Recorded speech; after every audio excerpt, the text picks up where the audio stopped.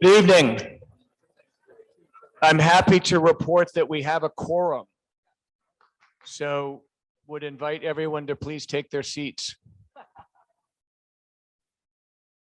Welcome to the 2021 special town meeting. The tellers have informed me that a quorum is present, so I will call the meeting to order. The return of the warrant by the town constable shows that the warrant was properly served, so the meeting is properly constituted. We'll begin our formal meeting tonight, as we do always, with the Pledge of Allegiance. Could I ask you to please stand and join me in the Pledge of Allegiance? I pledge of allegiance to the flag of the United States of America.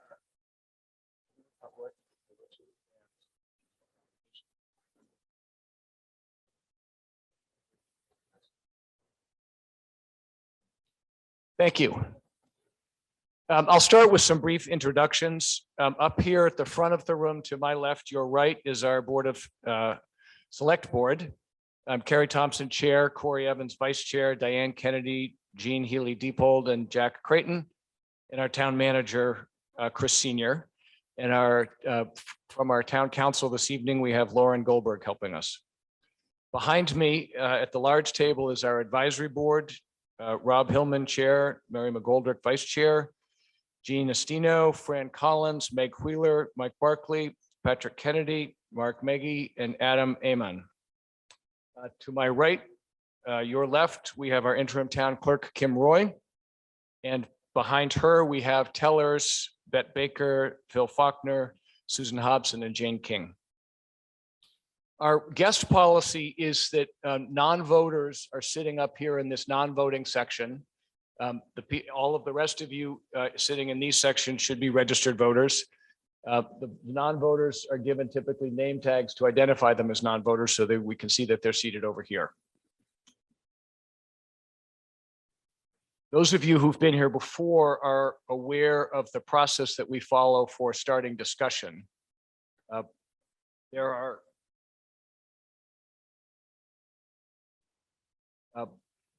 two pieces of paper or booklets that you should have with you this evening. One is the bound warrant that was sent to you in the mail, which contains some specific information as well as the subject matter of each of the items that's going to be acted on this evening. In case of some of the articles, there's appendices that provide more detail. That is, except where the motions that we deal with this evening specifically reference the warrant, this bound booklet, is providing information about what is going to be acted on this evening. What we actually do this evening is based on the town manager's proposed motions, which is the separate booklet stapled in the upper left-hand corner, which you had an opportunity to pick up at the table as you came in. You'll note that on each article, I will begin by asking for a motion in the form distributed to the meeting. And what that's referring to is the text in that motion packet. So that is the motion that will be made, that will start discussion. Obviously, if anyone wants to propose amendments, they can, but that will be the motions that are in those packets are the motions that we will be starting our discussion with on each article this evening. So the language in the warrant does not control what we're doing tonight. The language that controls is the motion that is made and that you ultimately vote on. We will vote by a voice vote unless I'm uncertain on the call, or unless at least 7 voters indicate that they doubt my count by standing. If it's necessary to vote by hand ballot, we'll have tellers take the stations, and then I'll call for the votes in favor, and then after that, the votes against. If you would like to speak on a motion, please move to one of our microphones here, seek to be recognized, and once I recognize, please begin by giving your name and street address. Please keep debate concise and to the point. All debate must be courteous and respectful. Brevity is both courteous and effective. Sarcasm is never appropriate. Generally, you should not refer to specific individuals involved in the debate. You can refer to points of view and points that have been made, but don't refer to individuals. And of course, if you are referring to an opposing point of view, you must do that respectfully, even if you disagree.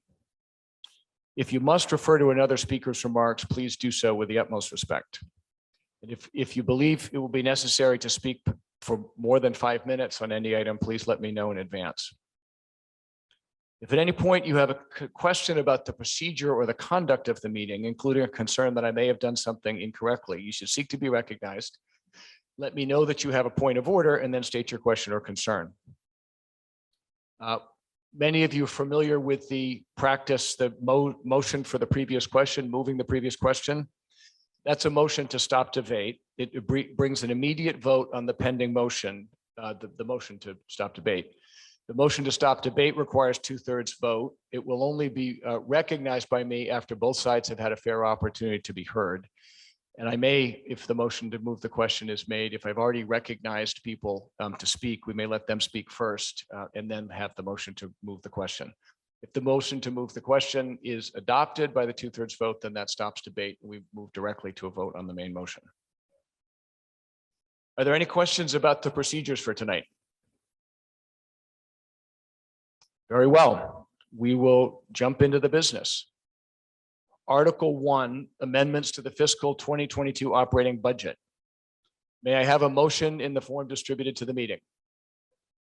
Thank you. May I have a second? Thank you. The motion has been made and seconded. It does require 2/3 vote for adoption. I'll recognize our town manager, Mr. Chris Senior. Thank you, Mr. Moderator. Good evening, everybody.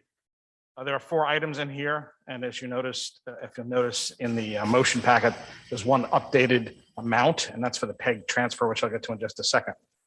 So the first 3 are debt payments. The debt had been planned for. It just the debt issuance hadn't happened until after town meeting back in June or back in May.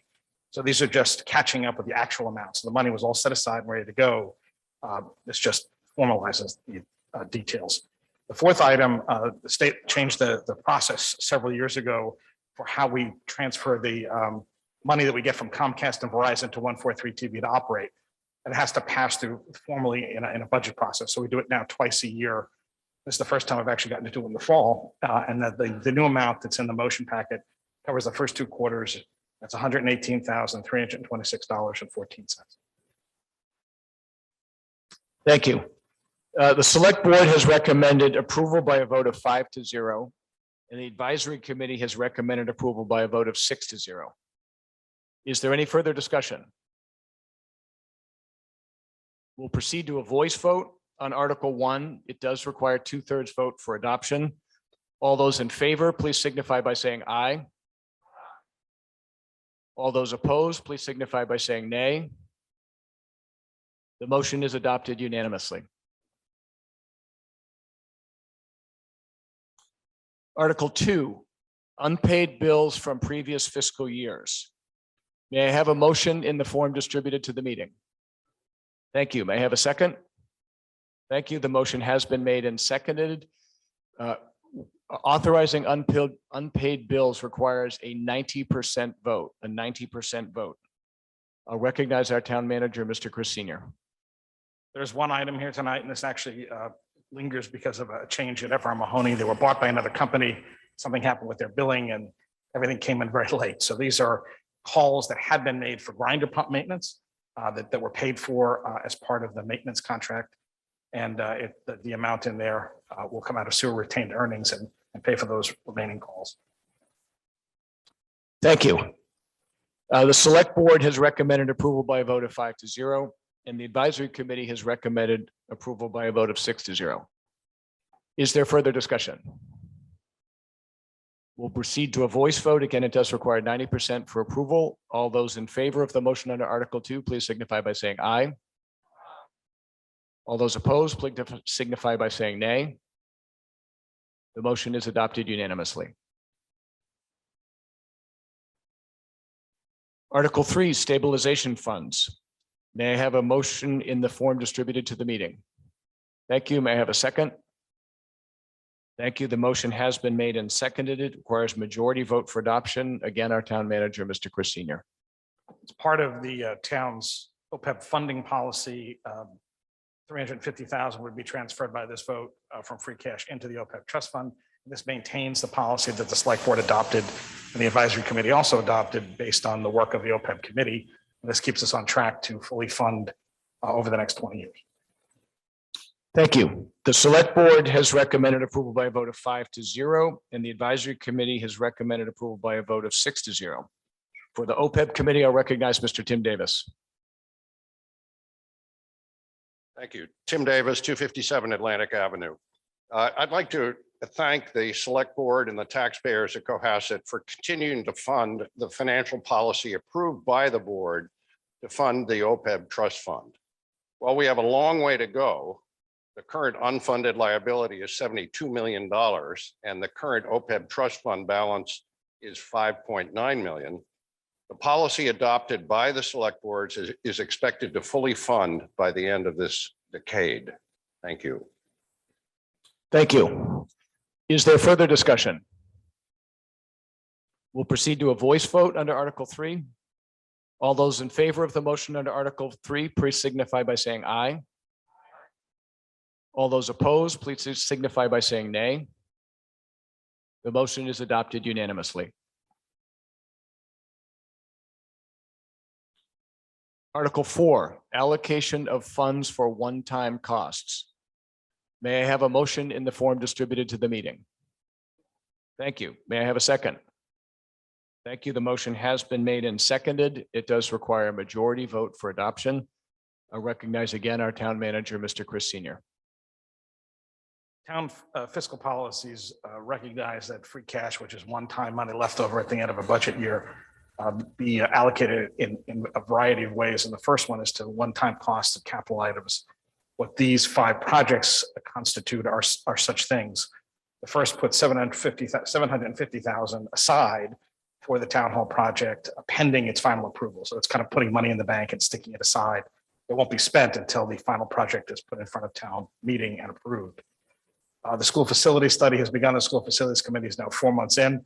The $250,000 here will help them fund the consultants they need to do the school analysis for the first phases of what is a very long and detailed project. The third funds $75,000 towards consulting services for a townwide comprehensive zoning study. One of the things that came out of the master plan was a need to take a look at Cohasset zoning code, which hadn't been updated in multiple decades, 30 years, I believe. And this will partially fund that. Cemetery records upgrade. Several years ago, we did a major overhaul of the public physical records in town hall. A lot of old stuff was cleaned out, stuff was better organized. One of the things that was identified as part of that process were records for cemeteries. The town has 4 cemeteries, 2 are active, and they need to be brought up to modern standards, digitized, and this will start that process. And the fifth, I should say, is new voting booths. As I think everybody knows, the town's population grew, and once it hit 8,000, there's a requirement to have a 3rd voting precinct. They're all going to still be in the same place. The goal is to still have them all voting in town hall, but you need to have voting spaces where you actually fill out your ballots. So we have to buy more of those to accommodate a 3rd precinct. Thank you. The select board has recommended approval of the first item for project 1 by a vote of 3-0 with 2 abstentions, and then a vote of 5-0 in favor of projects 2 through 5. The advisory committee recommended approval of all of these items by a vote of 6-0. Capital Budget Committee recommended approval of the first item by a vote of 3-1 and items 2 and 5 by a vote of 4-0. Is there discussion? Moderator, Yes. Glenn Pratt, 482 King Street. One of the items is a consulting services for zoning study. So who will be running that study? Which will it be, the planning board or planning department, or who will have input? The plan is there's an RFQ being generated now. That's being circulated among various boards and committees, including the planning board. And while when a consultant is, that'll go through a regular procurement process. When someone's brought on board, they'll be managed through the planning board, but really under the general direction of, through the planning department, under the general direction of the planning board and the zoning bylaw working group. I expect there'll be a whole team and there'll be a lot of public input during that process. And just one other question. I noticed that in some following articles, we're talking about changing the bylaw. Is it counterintuitive that we'd hire someone to study what we should do and we're going to change it ahead of time? That might be a rhetorical question, but thank you. That might be rhetorical, yes. Is there further discussion? Very well, we'll proceed to a voice vote on the motion under Article 4. It does require a majority vote for adoption. All those in favor, please signify by saying aye. All those opposed, please signify by saying nay. The motion under Article 4 is adopted unanimously. Article 5, capital improvements projects. May I have a motion in the form distributed to the meeting? Thank you. May I have a second? Thank you. The motion has been made and seconded. It does require 2/3 vote for adoption. Again, I'll recognize our town manager, Mr. Chris Senior. There are two items here.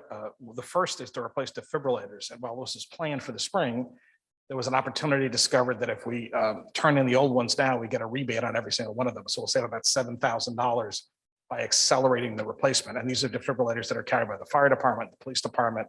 We have them in public works. So this will save the town about $7,000 by accelerating the replacement to December rather than waiting until June. The other is an extent, Elm Street, as anyone who's driven up and down it knows, is under reconstruction now because of the water main replacement. This is an extra piece that runs kind of just past the inn up towards the connection with Atlantic Ave. There's a little piece of old pipe that's going to complete all the work. So the estimate was that it could go up to 150. There might be some ledge in there, and they're looking at that now, and this would fund that, and that comes out of the water retained earnings. Thank you. The select board has recommended approval by a vote of 5-0. The advisory committee has recommended approval by a vote of 7-0. Capital budget has recommended approval by a vote of 4-0, and the water commission has recommended approval of the water item by a vote of 3-0. Is there discussion? Excuse me. We'll proceed to a voice vote on the motion under Article 5. All those in favor of the motion under Article 5, please signify by saying aye. All those opposed, please signify by saying nay. The motion is adopted unanimously. Thank you. Article 6, changes to the residential zoning definition. May I have a motion in the form distributed to the meeting? Thank you. May I have a second? Thank you. The motion has been made and seconded. It does require 2/3 vote for adoption. I'll recognize, I believe, from the zoning working group, Katie Dugan. Is she here? No.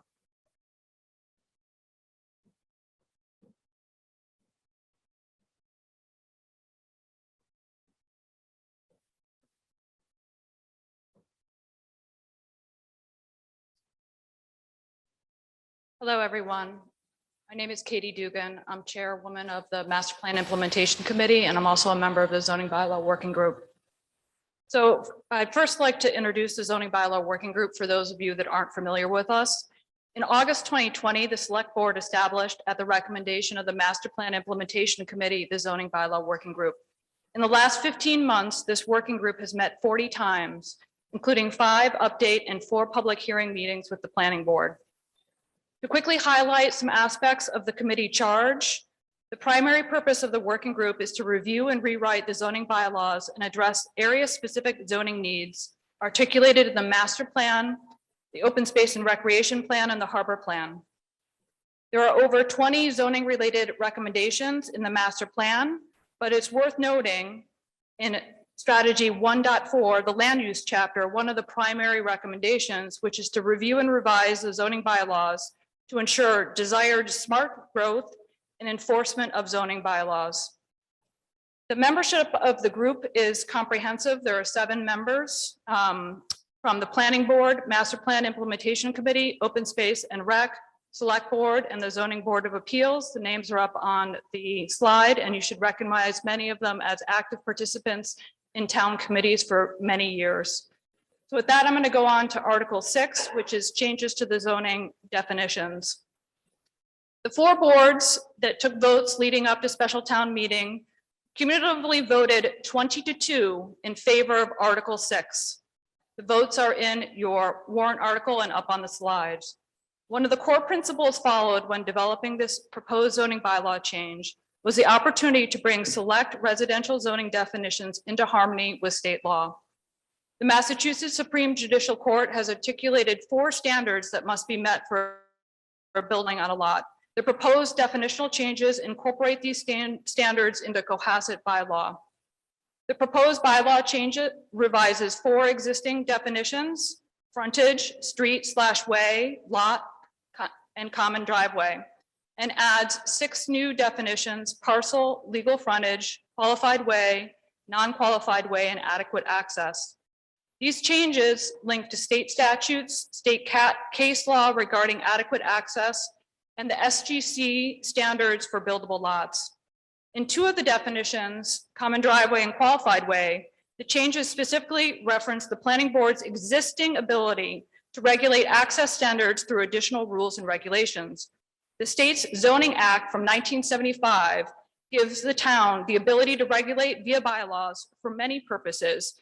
But as it relates to Article 6, what is important is that we are allowed to regulate for the health and safety of the community, but also to lessen congestion in the streets. Next slide. So why did the zoning bylaw working group recommend this article? And why did the select board, advisory, planning board, and the ZBA also recommend this article for a special town meeting? The proposed bylaw will help eliminate ambiguity and ensure that future smart growth and development is done on buildable lots that comply with state law. The bylaw changes provide definitional changes that will help the permitting boards and the zoning enforcement officer for the town of Cohasset in the review and approval process of building permits, special permits, A&Rs, site plans, and definitive plans. We did not develop this recommendation in isolation, but rather with input from the town building inspector, along with other boards. We are also looking to make clear in the bylaws, the planning board has the ability to regulate common driveways, which it already does, and other private way dimensions and constructions if it so desires through additional rules and regulations. Safety and adequate access issues on private ways potentially exist and have gone unaddressed when a new dwelling is added. And further regulation at the choosing of the planning board could address this land use issue in Cohasset. Finally, these changes align residential zoning definitions with state law. It's been over 35 years since the town has undergone a comprehensive zoning rewrite. Based on benchmarking that our working group has done, is much more typical for towns to undergo this type of comprehensive zoning rewrite every decade. So we are 3 decades past due. As a result, some of the definitions that are in our current bylaws are out of sync with state statutes and case law. And we are recommending a vote of yes on Article 6. Thank you. Thank you. The advisory committee has recommended approval by a vote of 6 to 1. Planning board has recommended approval by a vote of 4 to 1, and the zoning board of appeals has recommended approval by a vote of 5 to 0. I will mention, at least on this article and the next one, I'm not sure actually which one, maybe it's this one. At least one non-voter in town who does own property in town has asked to speak on this article. And I have indicated that that person may speak briefly to us. If there's other people, non-voters that feel the need to speak, come speak to me privately and we'll decide whether we'll let you speak at the meeting. As a general matter, as all of you know, speaking at town meeting is limited to registered voters. In this case, since people own property, some amount of ability to be heard, I think, can be appropriate. I'll recognize Mr. Clark Brewer. Mr. Moderator, I may take more than 5 minutes, but not much more. Can I speak from the podium? You may, but please keep it to 5 minutes, okay? I'll point out that obviously these definitions are highly technical and the floor of town meeting is not the place to work through technical provisions. So obviously there's a lot of work that's gone into these and the meeting should decide if they're comfortable with the work that's been done or not. But it isn't going to be workable to try to work through 2 pages of definitions on the floor of town meeting. The planning board did have public hearings to review this particular zoning article. I voted not to recommend it for the floor of town meeting for several reasons, which I'll elaborate on. This special town meeting usually excludes zoning articles. The select board consistently has required complex zoning articles like Article 6 to annual town meeting. Special town meeting is typically a narrow cross-section of Cohasset citizens for unpaid bills like you've seen previously.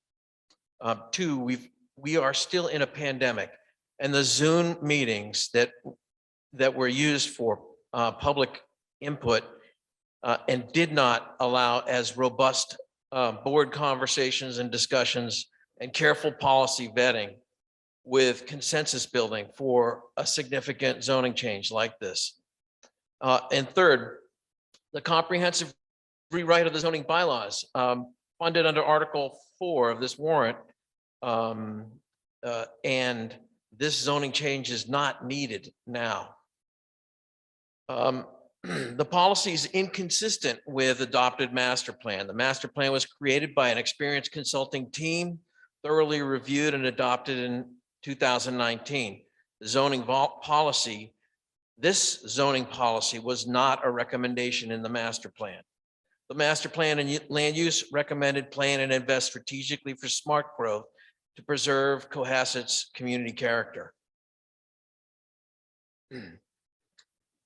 I believe that the public hearing process was incomplete.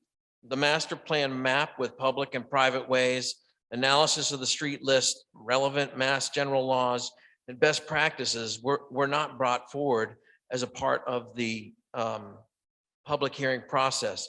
And most importantly, there was not public input for this zoning article.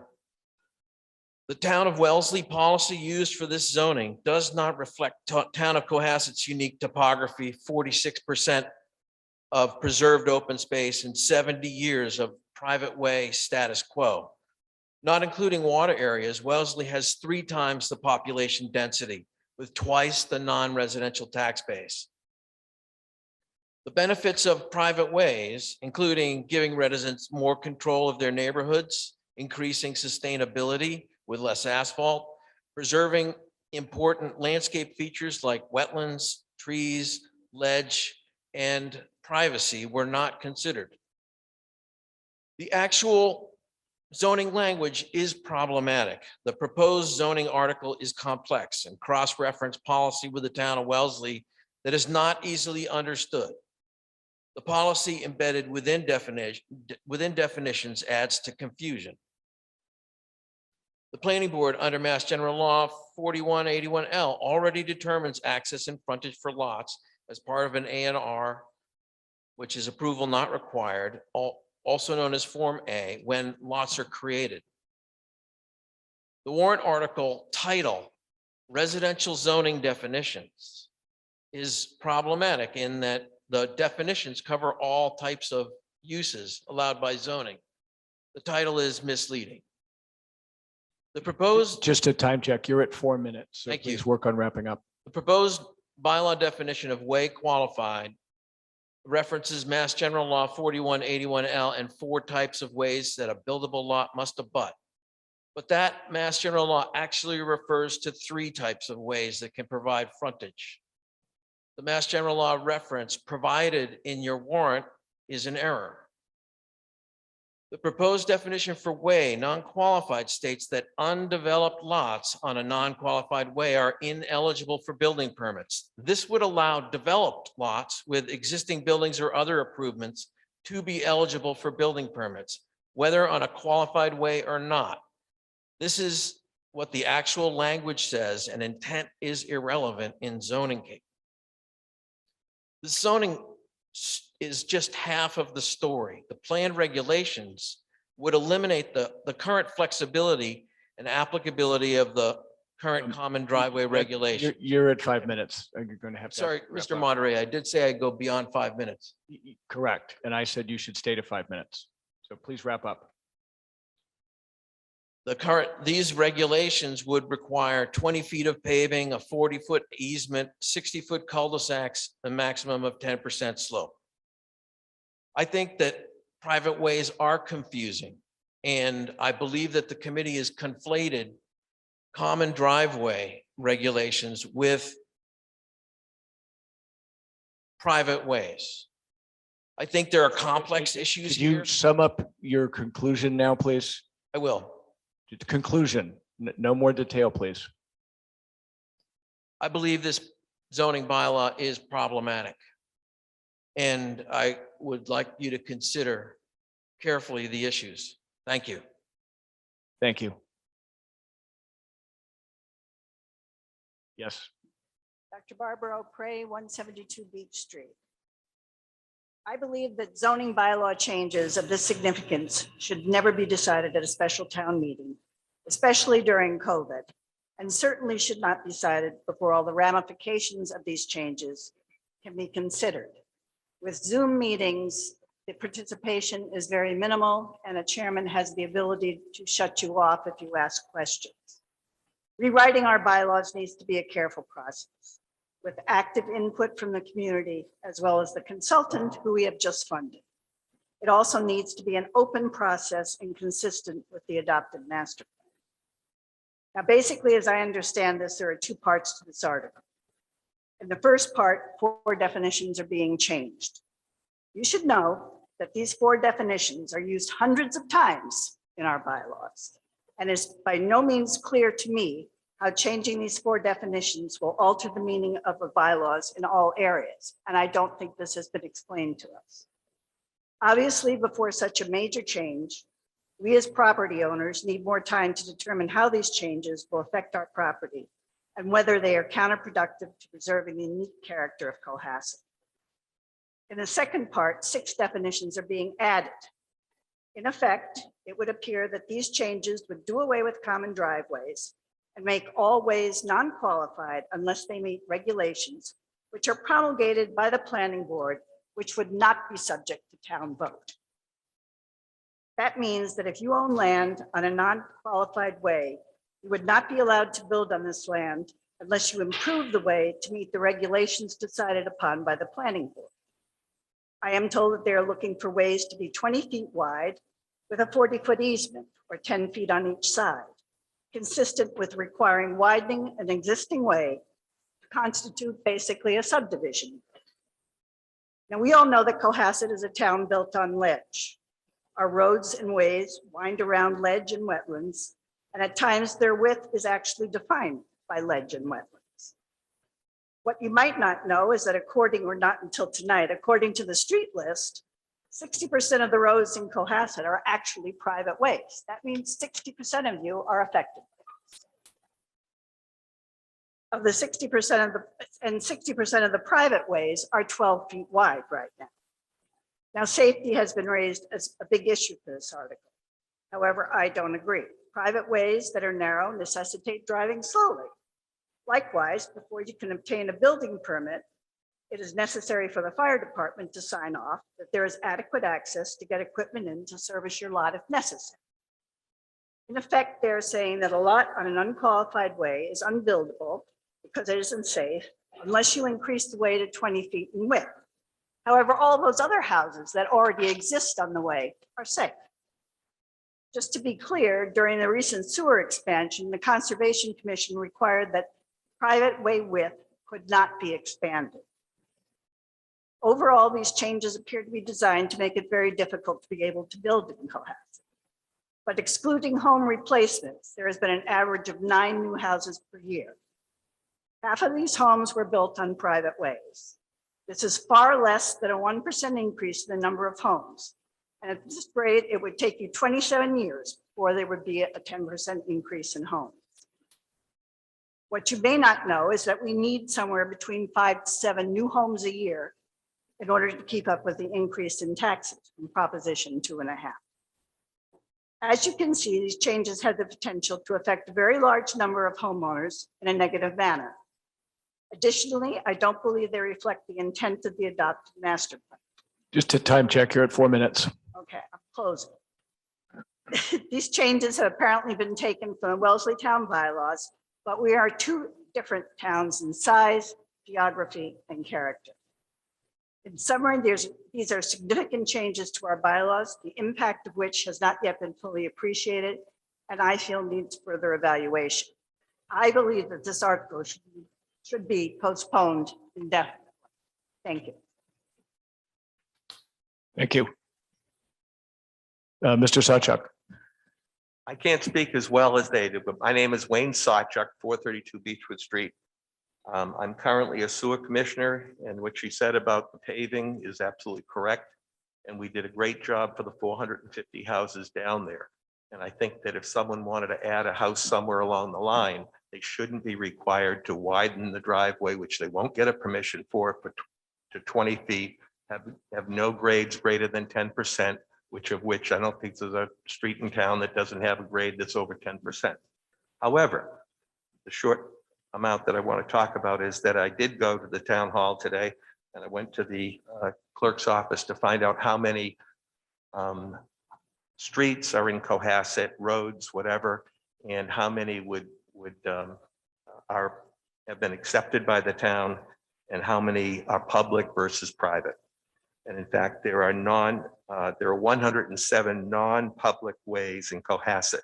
And some of those are Aaron River Road, Bates Lane, Blackrock Road, Brewster Road, Cedar Acres Lane, Deep Run, Fair Oaks, Fernway, Gammons Road, Hillside Drive, House Street, Lanton Lane, Little Harbor, Margin Court, Little Harbor Road, Margin Court, Mohawk Way, Norman Todd Road, Riverview Drive, Russ Way, Steep Rocks. Almost, well, it really is more than 60% are private ways considered by the town at the present time. Many would qualify for a way, but none of that work has been done to see which ones have to be done. So if you brought in an application to the planning board tomorrow or Wednesday, they'd have to go through a whole rigmarole. Finally, public are only 72 of the 179 streets in Cohasset. And the last time a public way has been approved was in 1980. Thank you. Thank you.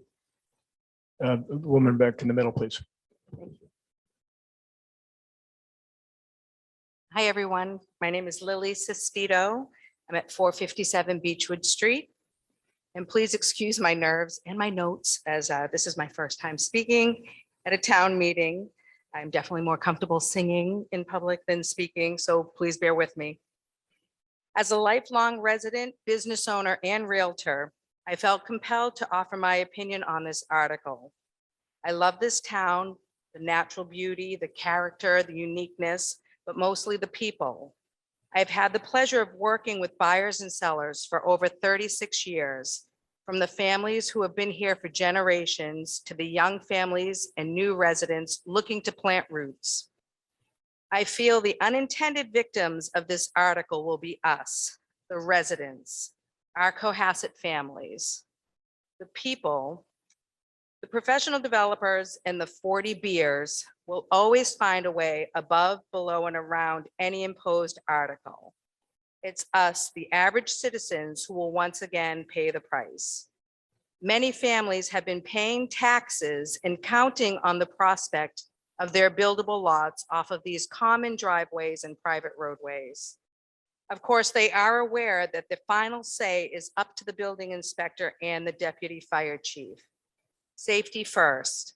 If the roadway cannot accommodate police, fire, and rescue apparatus, it will not be a buildable lot. With those and many other safety nets already in place, I can't understand why we are here voting on this article, especially at a special town meeting in the middle of a pandemic 2 weeks before Christmas. Why the rush?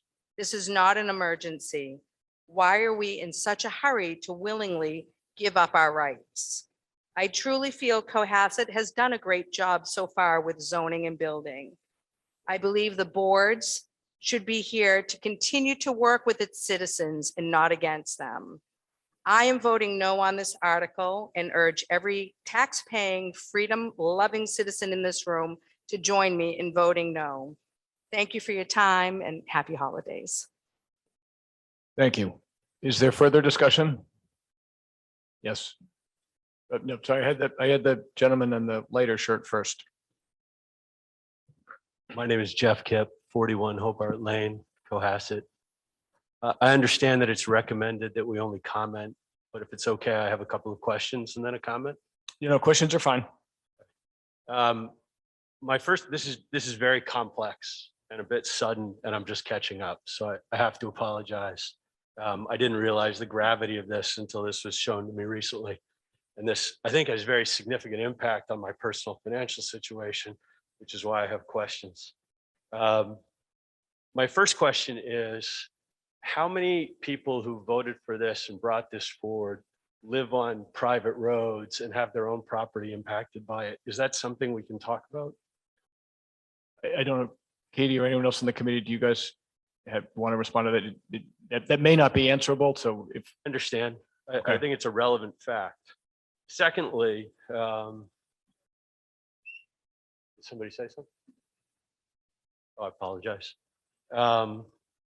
Second, I forgot my second question. Okay, I'm just going to make a statement, which is, I find it very difficult to believe that it's fair for people who aren't directly impacted financially by these decisions to push them forward. And I don't understand the process. I've been told by a lot of people this normally comes to town meeting in May at a full board. I don't understand why it came forward so quickly and what the need for that was when this has potentially profound impact on individuals. And I wonder how many of the people who are putting it forward have that impact. It's just, I really question why people would vote on something that doesn't impact them. That's my statement. Thank you. thank you. I had the gentleman there. Did you wish to speak also? Okay. Back there. Is that Mr. Jenkins? No, sorry. That was Mr. Gomer. Sorry, tough with the masks. Steve Gomer, 30 Diab Lane. The point's been brought forward by a number of people that major changes like this that affect your lives generally are not brought forward at special town meeting, and that's not because of the holidays. It's because you've only had 6 months from annual town meeting from which to consider this. Now, mind you, the committee that brings this forward has done an enormous amount of work, and they should be thanked for that.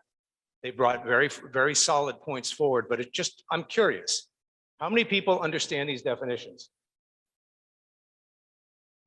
Okay, guess what? These definitions affect you. 60% or more of private ways are composing the entirety of ways in this town. But more than that is a number of housing units are affected. That's why it's so important to have the time to consider what this means. Another show of hands. How many of you have attended any one of the public hearings? How many of you have attended 2? 4. Okay. That makes about 6 or 7 people on this side of the room, maybe another half dozen on this side of the room, that truly understand what the impact is. I concur with the moderator. This is no place to discuss definitions. This should be discussed and understood by each and every homeowner prior to arriving here. And having just 6 months to do that is probably not logical, especially when the best you can do is dial in. And personally, I have been shut off from a conversation in a Zoom meeting. So for that, I simply ask you for consideration. Give this a whole lot of thought and bring it up again at annual town meeting. Thank you. Thank you. Is there discussion with new points?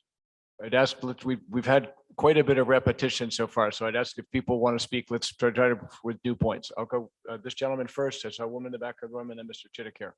I wasn't sure if that was a motion, table this until the annual town meeting, but if it was, I'd like to second it. I'd also like to express my appreciation for all of the work that the committee has done, but there are a lot of questions that I have that surround the personal implications to the individuals of this community. I'm sorry, I think I failed to ask you to speak, state your Oh, name sorry. and street address. Sorry, But my name? Is that name what- and street address, please. Yeah, Ken Ballas, 15 Ledgewood Farm Drive. Sorry, my bad. So I would also like to have a better understanding at the annual town meeting as to what the personal implications are for the residents of the community. Thank you. Thank you. I had the woman in the middle. Yes, could you step to a microphone? Sorry. I'm sorry, Karen Ketchaputi, 15 Ledgewood Farm Drive. Point of order, I believe the question was, Was there a motion put on the? No, there was no motion. Okay. May I make a motion to postpone this to annual town meeting? You may, I guess, that procedurally is pretty much the same thing as defeating it. Because of course, if it's defeated, it can be proposed at the annual town meeting anyway. So if you make the motion and it's seconded, then we will address it. It will result in us having to vote on the amendment and then voting on the main motion itself.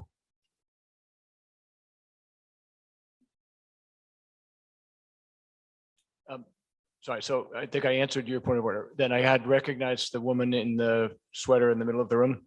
Sorry, and then I think I had Woody and then you, Katie. Hi, my name's Mary Ann Murphy. I'm at 33 Cedar Lane. So I've read through the definitions, definitional changes 3 or 4 times and still have difficulty comprehending them. I think there's some vague language in there. I think there's some subjective language in there. So I decided to just go on the planning board and sit the planning board website to find out a little bit more information. And what I found out on the website was that this potentially can affect 100 lots in town.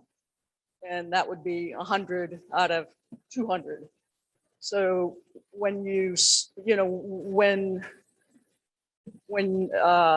when it's described as simply trying to conform to state law and case law, it appears to be a very benign explanation and is very comforting and is the right thing to do. But when you find out that it affects potentially 100 lots out of 200, that seems kind of drastic and fairly drastic changes. And so for that reason, I would be voting against this. Thank you. I think I had Mr. Chittick next and then Ms. Dugan. Yeah, I know some of you. I'm Woody Chittick, 98 South Main Street on the zoning board as chair, but also on the zoning bylaw working group. There's been an awful lot of information that's erroneous floating around tonight, and I don't think anybody probably has a tolerance to wordsmith or to fact check, but let me assure you, this language is straight out of state law. We have probably added nothing original at all to this, but because our bylaw is silent or misleading on some of these definitions, it does create ambiguity. It does leave openings that then have to be argued and potentially litigated. Secondly, this language does not come out of Wellesley or Plymouth or Brockton or any place else. It comes out of state law. I just can't emphasize that enough. Thirdly, most of us in this room who are living in homes are protected. We are protected because we're one of the 2/3 of the people in town who live in a non-conforming house. That's a good thing, not a bad thing, by the way, because the state has given a lot of protections to non-conforming lots and homes. And so nobody's going to be taking away rights to live, renovate, rebuild, etc. Those homes. This is really designed to deal with a very few undeveloped lots, but most undeveloped lots, in fact, are protected because they were registered before 1955 when our bylaws came into effect. So when you start to whittle away the number of people that are unaffected by this change, you're left with more than a handful, but certainly fewer than 100 lots that are undeveloped. So we think this is a good thing to do now, as opposed to wait for another 15 months when our bylaws will be totally overhauled, because we're not inventing anything new. This is state law. It removes ambiguity. It removes loopholes that are increasingly being exploited in town. You can make a decision if you want to wait and kick the can down the road. I personally, as a citizen here, would prefer to deal with this piece of it now, because it's been vetted by our town council, approved. There's no question about the legality of what we're proposing. As a matter of fact, it will eliminate, as I say, ambiguity. And I hope, rather than kick the can down the road, you would vote to approve this as part of an ongoing process to update our 30 to 50-year-old bylaws. Thank you. Thank you. Ms. Dugan. Katie Dugan, 100 Blackrock Road. I just wanted to address a couple comments that were brought up by several members of the community. So there were some concerns about why this is being brought up now and not at annual town meeting, and why this is not tied to the comprehensive rewrite. So I just want to go back to the charge that the select board gave and the planning board approved, which was to begin to bring forward recommendations to rewrite the zoning bylaws and address area-specific zoning needs. And so the working group has put in countless hours working on this and has been thoughtful, researched, and legally vetted. There was no caveat that we tie any of our work to only annual town meeting. And if we were to tie it to a comprehensive rewrite, we're pushing this work out potentially 15 to 18 months for phase one. And if it's included in phase two, that could be up to 3 years from now. And so just accept that in 3 years, you could be facing these changes, or you could address them now. And in addition, when it gets to the comprehensive zoning rewrite, which is approved in Article 4, that will be over 200 pages of zoning bylaw changes. So if we are struggling as a community to address 2 pages of zoning rewrites, we as a community are really going to have to buckle down and come together and hopefully implement what was recommended in the master plan in terms of zoning recommendations. I did want to make a point of process, Mr. Moderator. There actually is a substantive difference between a no vote and a referral back to the planning board for further study. So my recommendation, if that is the route that the community would like to go, that it be referred back to the planning board for further study. A no vote has more implications in terms of when this could be brought back to the community at a future date. That there clearly is some difference. Are you proposing an amendment? I'm just informing the community Okay. that there is a difference. You had indicated that it was the same, and it is not. They're More correct. It's not favorable. literally the same, but it's certainly voters are entitled to make amendments. We will then have to vote on the amendment and then vote on the main motion. Ms. Dupre. I think I would like to propose a motion that we defer this indefinitely until we can get a handle on it so that we're all comfortable with it. I still say this is not appropriate for a special town meeting. I had several people tell me that they were afraid to come because of COVID. So the motion, she's proposing a motion to defer it indefinitely. That's akin to our motion to postpone indefinitely, which is what we usually do. Having the legal effect, I think, well, not legal effect, practical effect in most cases of a no vote. But in this context, I guess she has proposed a motion to defer this indefinitely, postpone it indefinitely. Is there a second? Second. Thank you. If that motion is adopted, we'll now discuss it. If the motion is adopted, then we will not vote on the main motion. We will, that will conclude the business under this warrant article. So now motion has been made to defer it indefinitely. May we have discussion?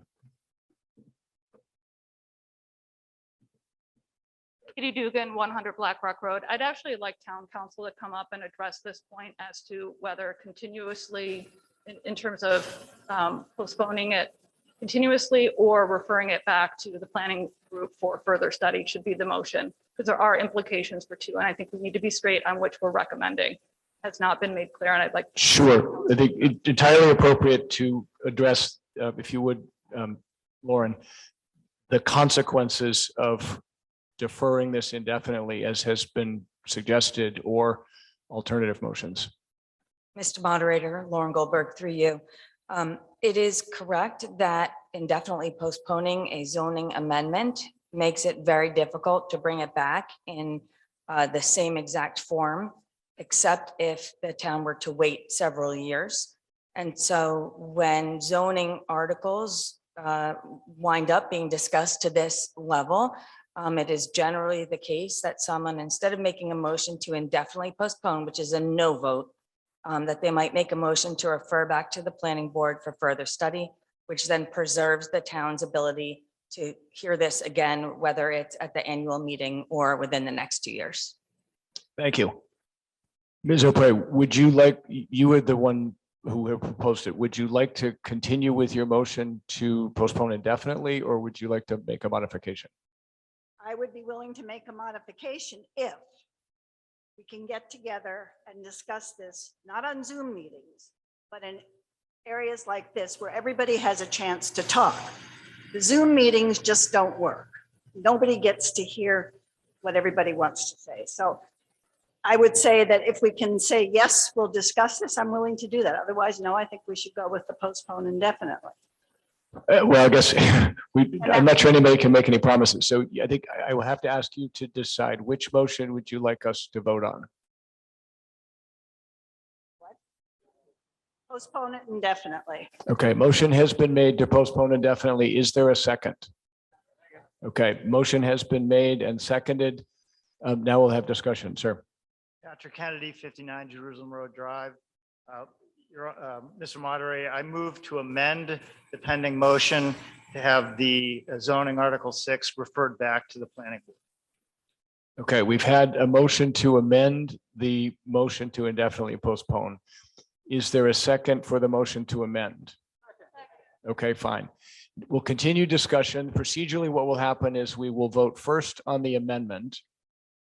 And then once the amendment is voted on, we will then proceed to vote on the motion either as amended or as not amended. Is there further discussion? Mr. Dick. My name is Mike Dick, 27 Parker Ave. I feel that this committee deserves another chance, having heard the sentiment and the wishes of our town meeting, to go back and consider the concerns that have been raised. One other set of concerns that I'd like to add to the list are consequences. Either intended consequences for these changes articulated in print, and whatever anyone can dream up for possible unintended consequences. That will really help us decide, I think, as a town. Thank you.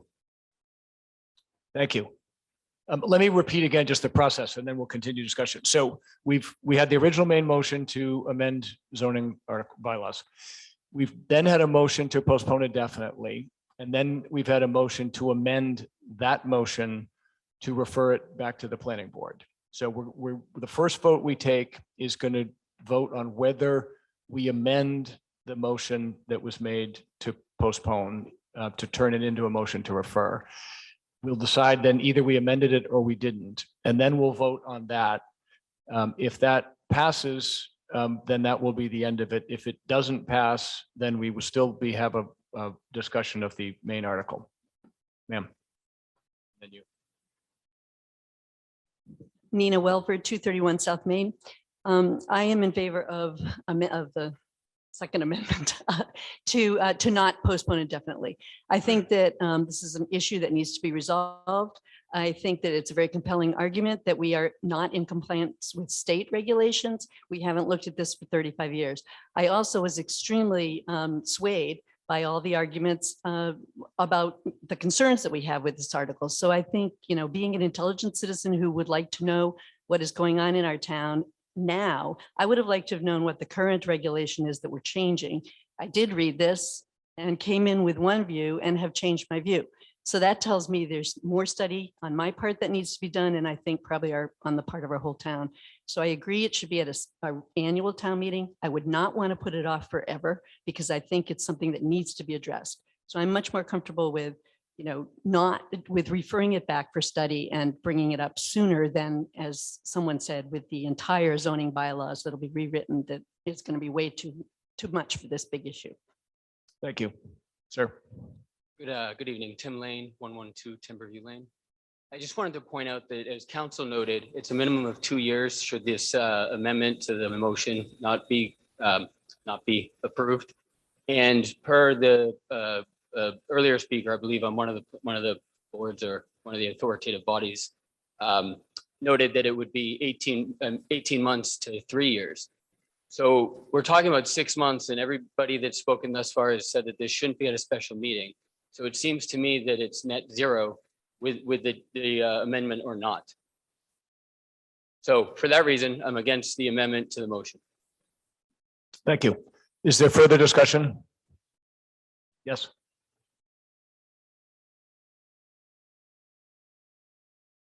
Virginia Brophy, 16 Beechwood Street. I would only say that they've been working diligently for months and months. And for the question about raise the hand, who attended the meeting? Frankly, if you put it off, I don't think that number of hands that raised will change much. I think we all have to agree that everyone is very busy with their individual lives. I'm not saying that you're completely disengaged, but I know speaking for myself, it's very hard. They've been working very hard. This is an important issue. Cohasset has a finite number of open space. And I don't know if you've been noticing lately, but if you walk around town, it's disappearing. Think about the Giving Tree, your child's book. He started collecting the apples. Then he cut off the branches. And what did he end up with? A stump. Okay, this is a unique community. And we make the decision if it's a we versus me. That's what it boils down to. Thank you. Thank you. Gentleman back there.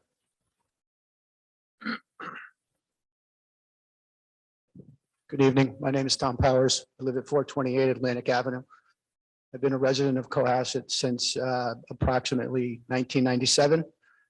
And I work in the commercial real estate development, finance, and permitting business. I represent local, regional, and national developers and permitting properties. And over the weekend, I was approached by numerous residents that had asked me if I could interpret the proposed Article 6 bylaw, changes definitions. And after reading it multiple times and then conferring with other local realtors and local residents and wealthy and just regular laymen in town, people do not understand the definitional changes. And Mr. Moderator, you opened the discussion by stating that the definitions cannot be debated here at this forum. It's just not appropriate. They're complex and they're not understood. So I make the motion that and I don't even understand when you say you're going to make an amendment to the article, does that take place between now and the Springtown meeting, or does that happen on the floor tonight? So what we have now is we had a motion to indefinitely postpone action under this article, and then we had a motion to amend that motion to turn it into a motion to refer this back to the planning board. So if the amendment passes and then the motion to refer back to the planning board passes, then we do just that. There will be no further discussion on this article this evening, and the planning board will have the opportunity to consider it and bring it forth whenever the planning board would like to. I think I stated that accurately. Is that correct? Yes. Okay. So I would make the motion that it be amended and it be taken up at the Springtown meeting at the earliest. Thank you. Thank you. That is the motion that's under debate right now. Is there further discussion of that motion?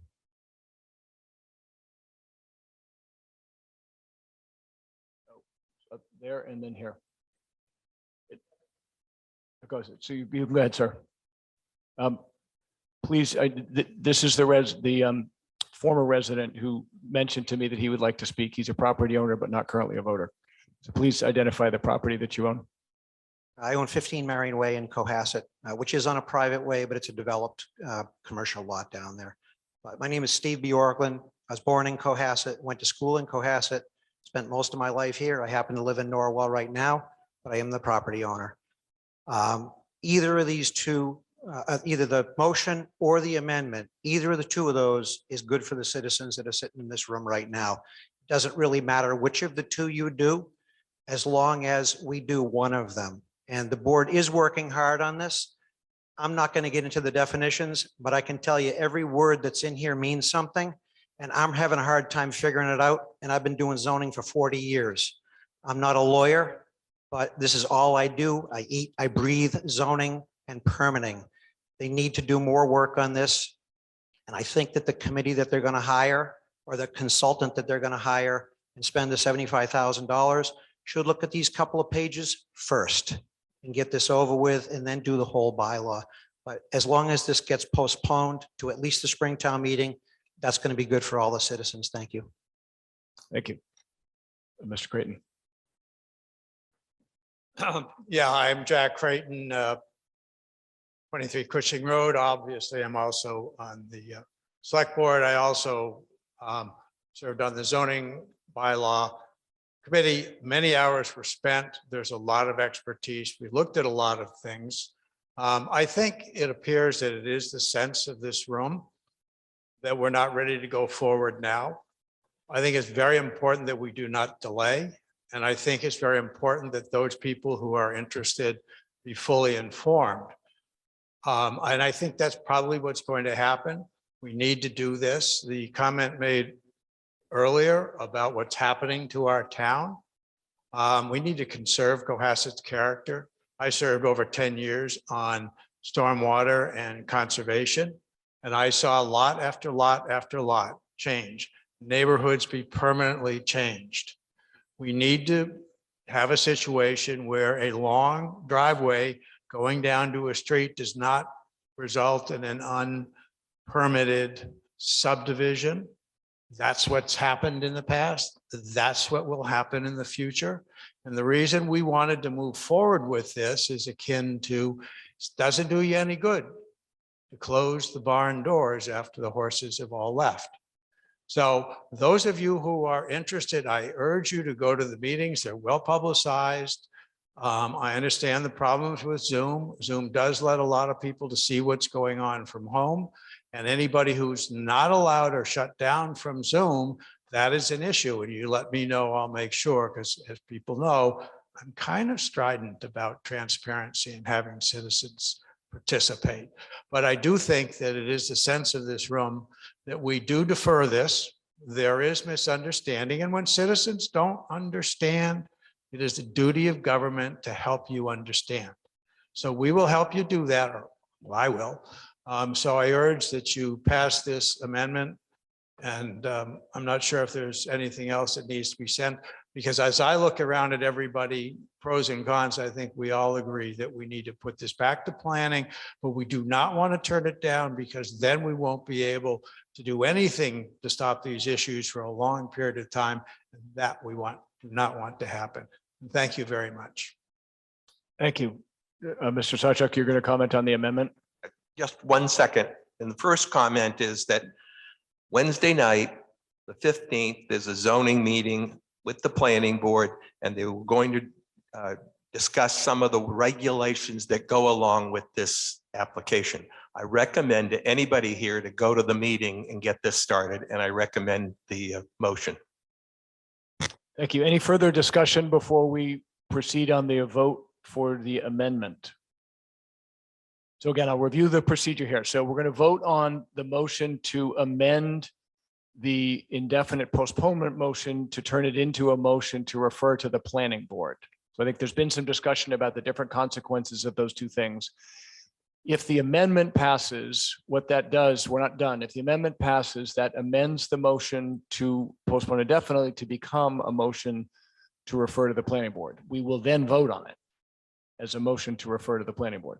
The amendment doesn't pass, we then have an opportunity to vote on a motion to indefinitely postpone. So there's going to be 2 votes at a minimum here, however we do this. So what we're voting on now is essentially voting on what we're going to, the substance of our second vote. So procedurally, there's a motion to amend the motion for indefinite postponement to become a motion to refer to the planning board.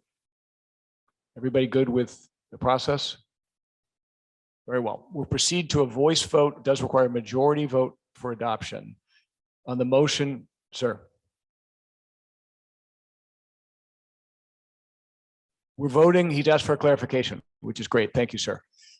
We are voting on the motion to amend the motion for indefinite postponement to become a motion to refer to the planning board. If the motion to amend passes, and then we vote on it again, and the motion to refer to the planning board passes, then it would go to the planning board, and as town council has advised, it would be eligible to come before the town meeting again. All right, let's have a vote on the motion to amend the motion for indefinite postponement to turn it into a motion to refer to the planning board. All those in favor, please signify by saying aye. All those opposed, please signify by saying nay. The motion is adopted. So what we just did was we amended the motion to indefinitely postpone to now become a motion to refer to the planning board.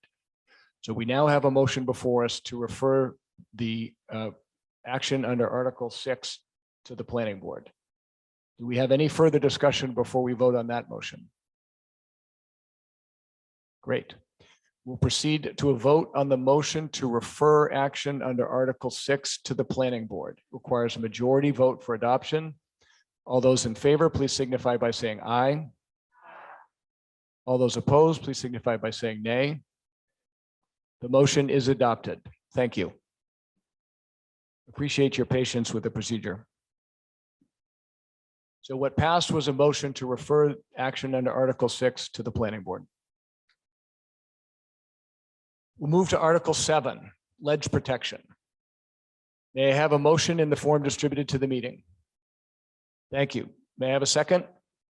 Thank you. Does require 2/3 vote for adoption. I'll again recognize Ms. Katie Dugan.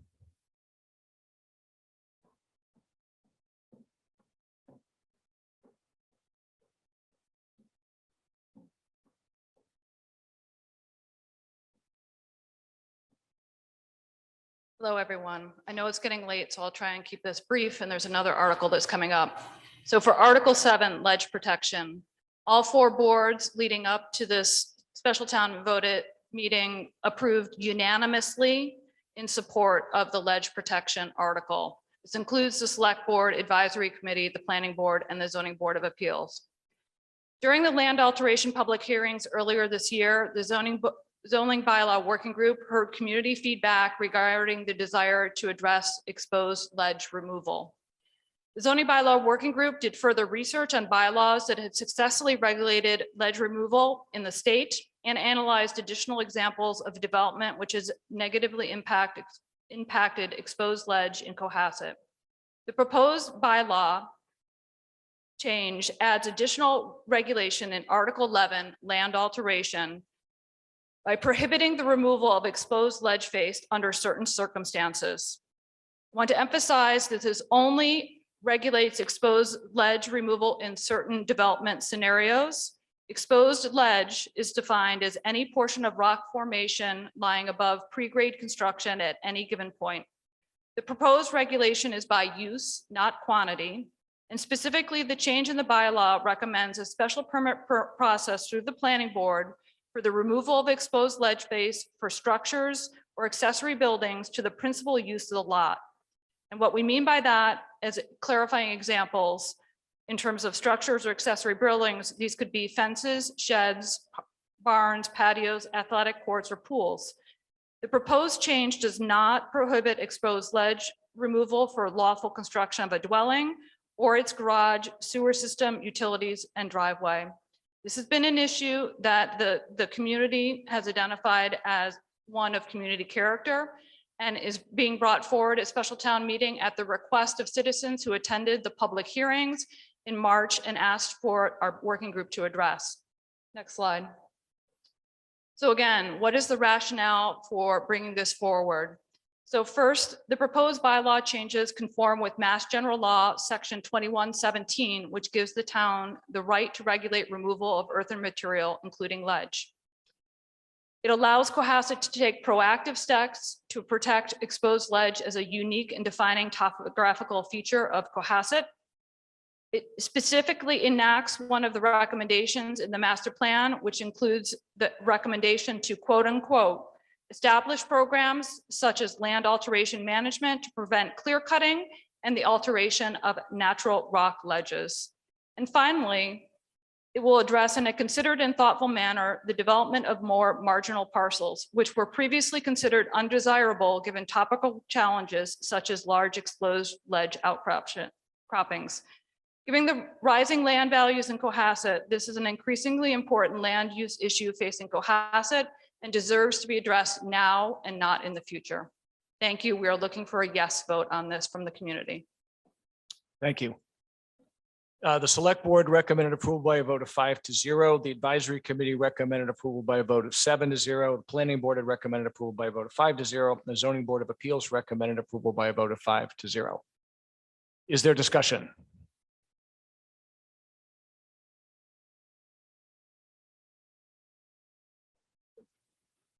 Since none of the voters feel the need to discuss it, make sure you keep your remarks very, very short, please. Again, Steve Bjorklund, 861 Main Street in Norwell. Without getting too deep into this, I have the existing bylaw, which revolves around regulating and governing earth removal, and the new proposal.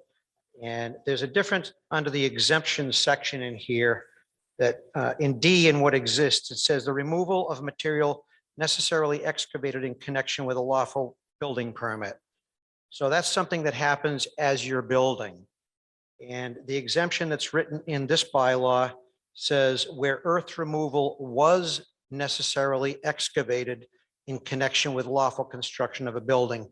So does that mean that you had to have already excavated it under what they're trying to do now? Or will you be able to excavate the ledge for a foundation? That's a question. Hopefully somebody can answer it. You want to address that, Ms. Dugan?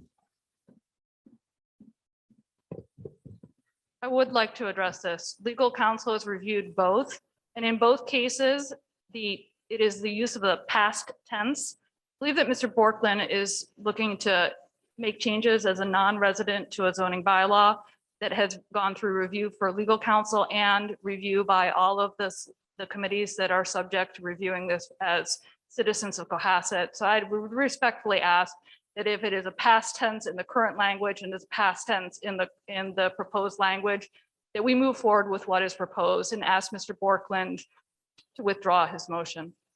He didn't make a motion. Mr. Gomer?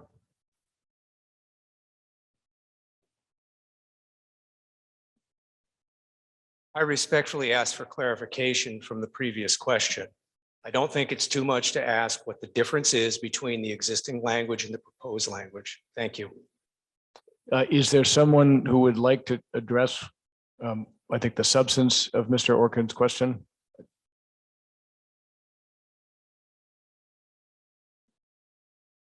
Doesn't look like there's anyone who'd like to address that.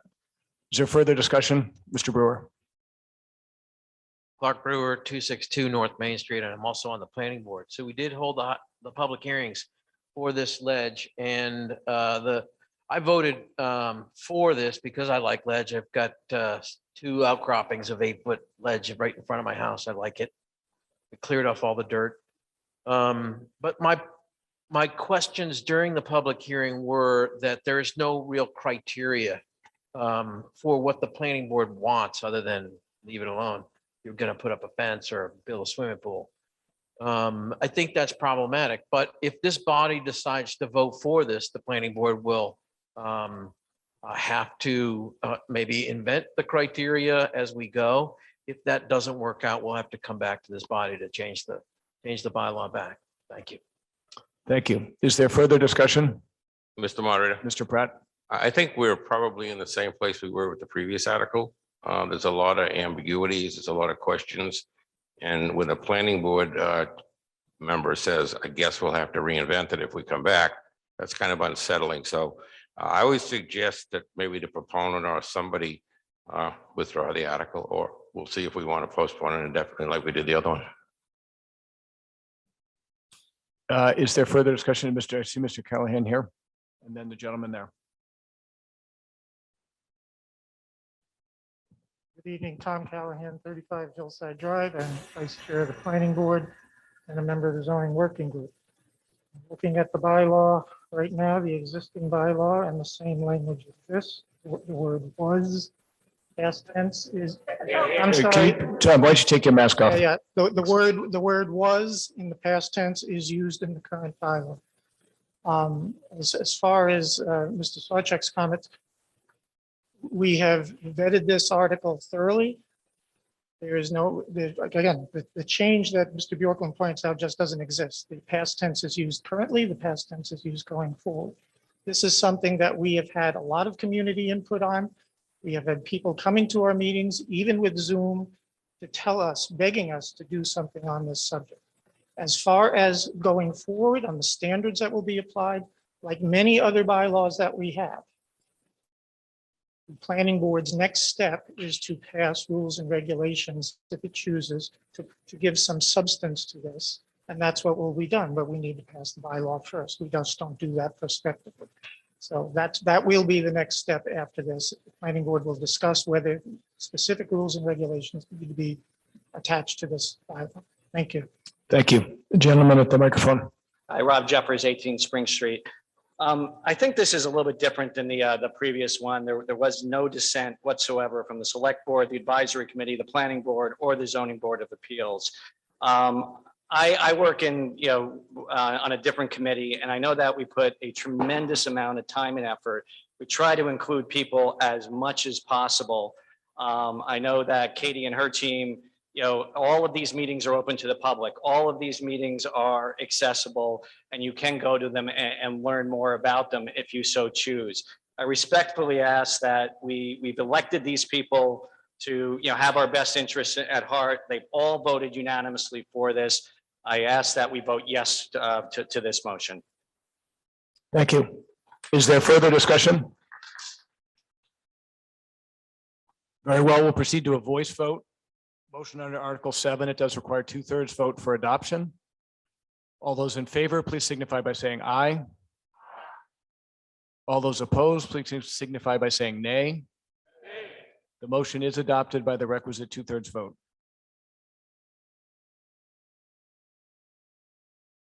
We'll proceed to Article 8, the Community Preservation Committee. May I have a motion in the form distributed to the meeting? Yes. That was my call. If 7 voters stand, we'll have a hand count. Okay, we'll have a hand count. May I ask the tellers to please take their station?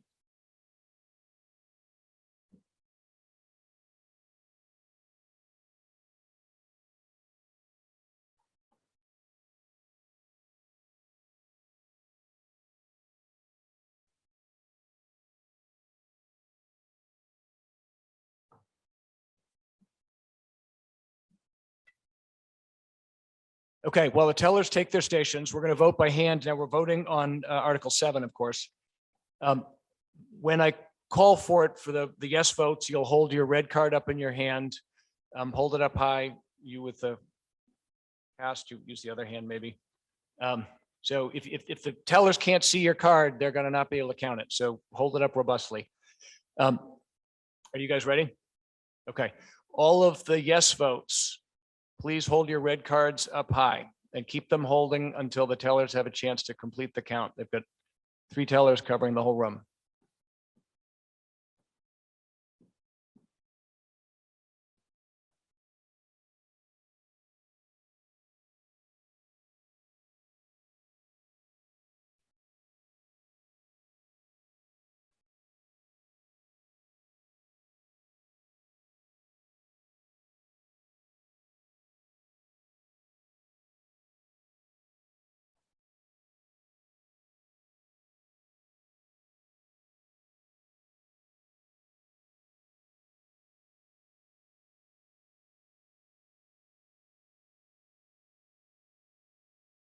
Thank you. We'll keep them up. We're almost done, but keep them up, please. Thanks.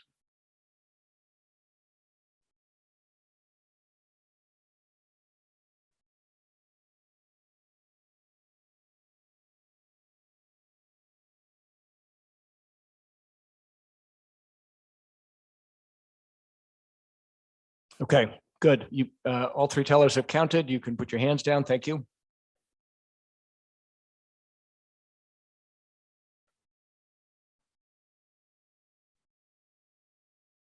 Okay, all the no votes, please hold your red cards up high.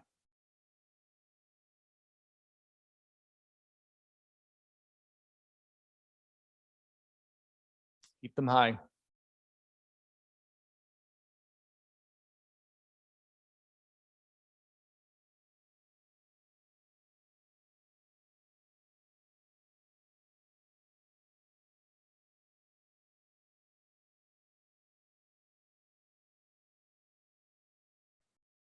Keep them up high.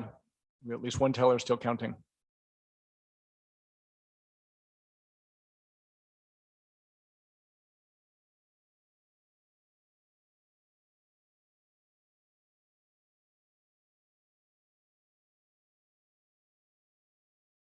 Okay, good. Thank you. We'll have the tellers bring forth the counts. Give me a short bit of time to add them up and I'll announce the result.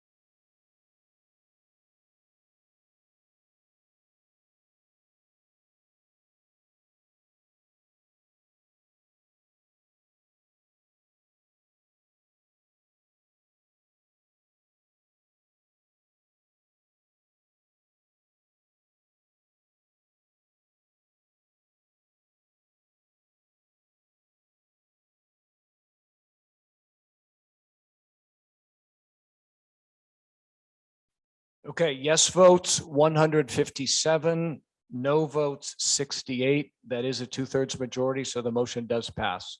Again, it was 157 yes, 68 no.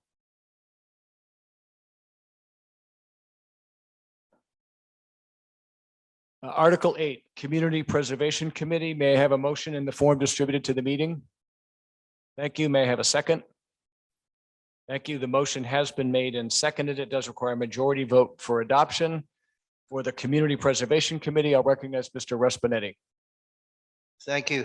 Thanks for attending tonight. I know a lot of things are going on. We'll make this one quick. We have 3 recommendations. One is for improvements to Milliken Field. And what this is in particular is a set of concrete stairs that go towards the high school that are in very poor shape, and that will replace them. The next is, while it says Sandy Beach Association, this is a proposal that was made by the Community Preservation Committee. We recognized what Sandy Beach contributes to the town. And one of the things we noticed is accessibility. And under the CPA, accessibility is a big thing. Right now, there's a rollout mat, such as it is, that would allow somebody who's in a wheelchair to get down towards the water. You'd be about from where I am to the back of the building. This is a chair that has pneumatic wheels. It will work on sand. You can totally immerse it in water, hose it off afterward.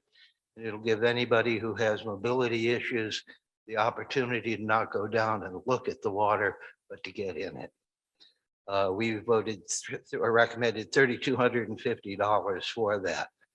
This last one for the bathhouse at Sandy Beach, this was money shy $3,500, $3,479.67 that expired. And had I been paying more attention, we would have renewed this in the annual town meeting. I didn't, we didn't. We'd like to do that tonight. Thank you. Thank you. The Select Board has recommended approval by a vote of 5-0, and the Advisory Committee has recommended approval by a vote of 5-0. Is there discussion? We'll proceed to a voice vote under Article 8. It does require a majority for adoption. All those in favor of the motion under Article 8, please signify by saying aye. All those opposed, please signify by saying nay. The motion is adopted unanimously. Thank you.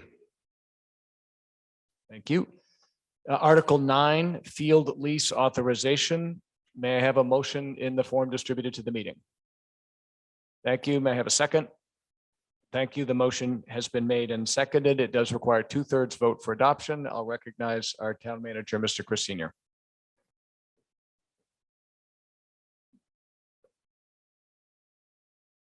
I was told I was getting a little muted when I spoken with the mask, so I hope this sounds clearer.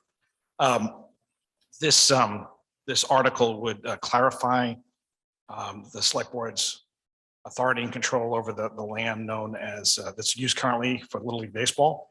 The town has owned it for at least 100 years. So it was not originally acquired for baseball use, but it's been used that way.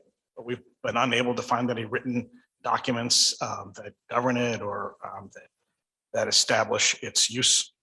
What this article will do, and as drafted by council, would allow the select board to do anything that's currently happening and also allow them to enter a lease for the property for up to 10 years.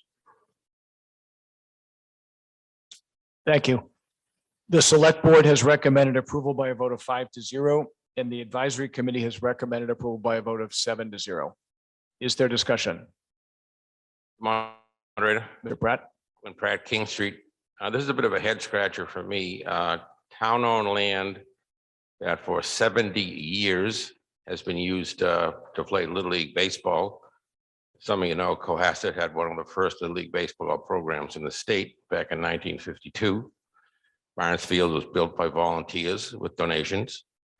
And over the last decades, the baseball organization has enhanced and in fact used a lot of their own money to take care of the property. Now we're saying to them, it appears, I'm not sure, yeah, that was nice, but now we're going to bid this out and we're going to set a set of conditions that anybody probably can bid on.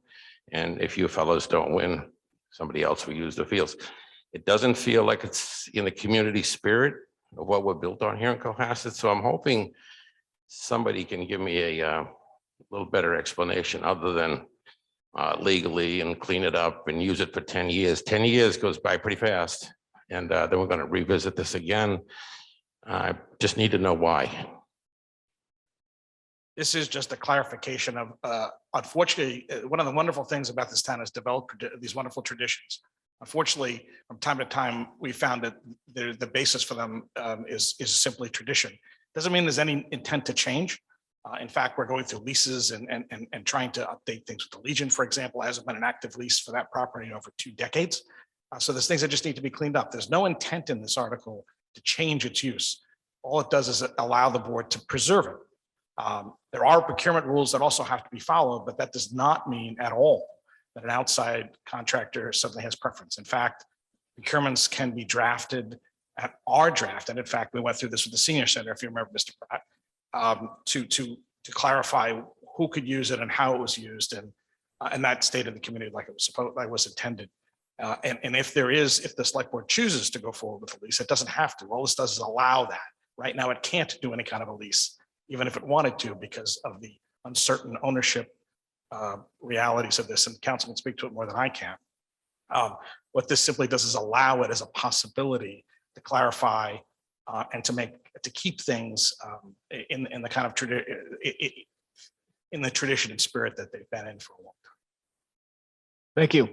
Is there further discussion? Yes. Karen Ketchaputi, 15 Ledgewood. All right, could you take your mask off, please? Karen Ketchaputi, 15 Ledgewood Farm Drive. I'd like to make a motion to amend this to include language for the Board of Selectmen to allow leasage to the CYBSA for the next 10 years so that they're already included.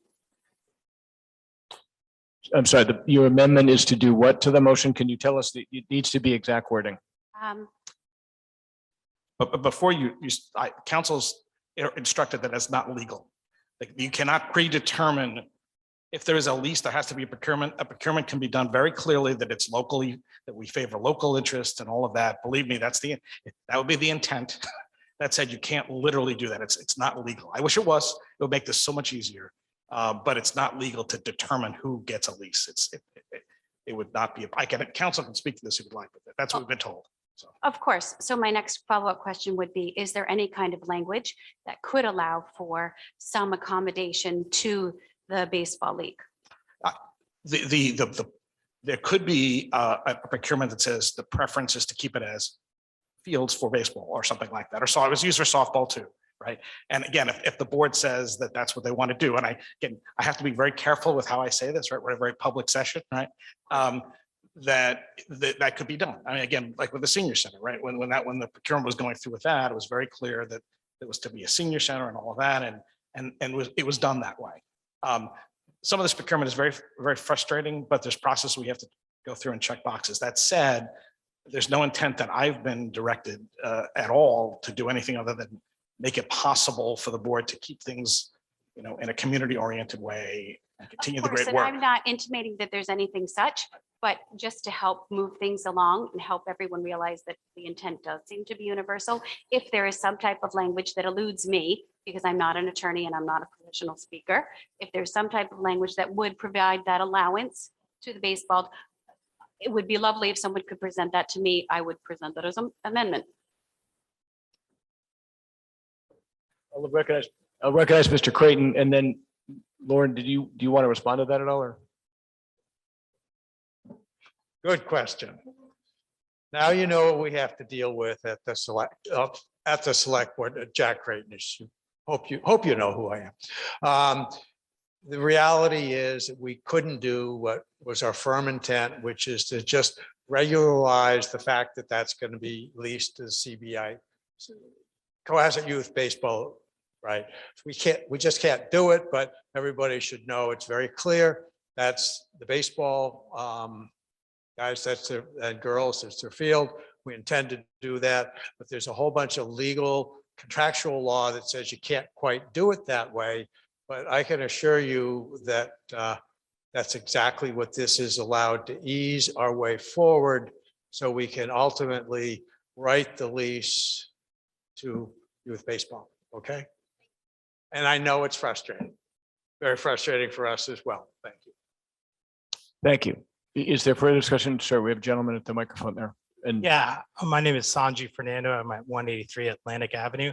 I'd like to know why it has to be a 10-year term, and could it be longer than 10 years? yeah, go ahead, Lauren. Thank you.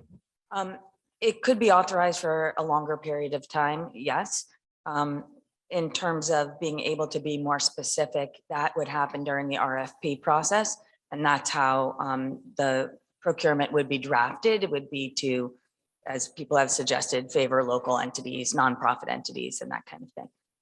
But for this very purpose, yes, it could be leased for a longer time. Right now, the select board couldn't lease it, even if it wanted to. And this is just to provide it as an option of the things that they could do.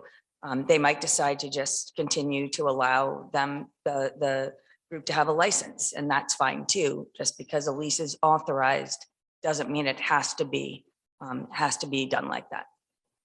Thank you. Mr. Pratt? Moderator.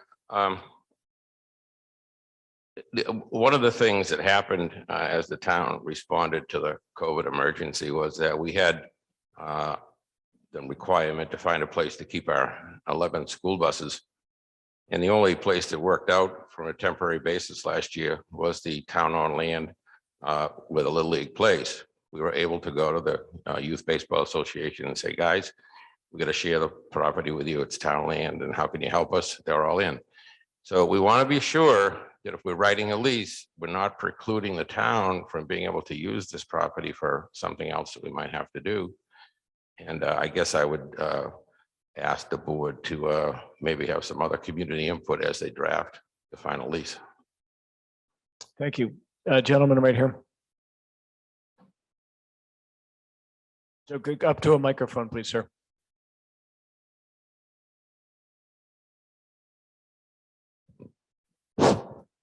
Hi, Paul Grady, 2 Cushing Road.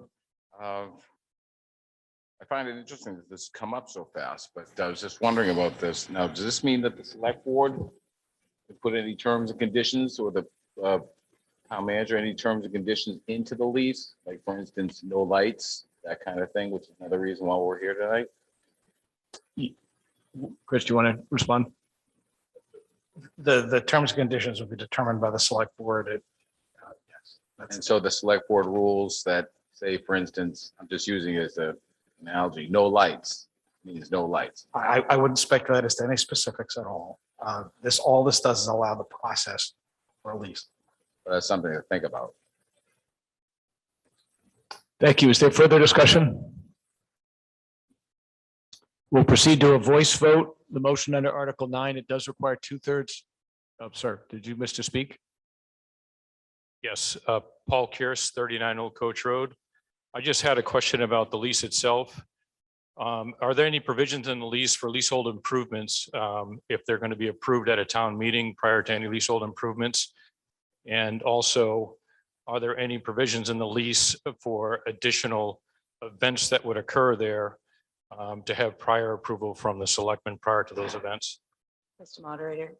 through you. Go ahead, Ms. Goldberg. Thank you.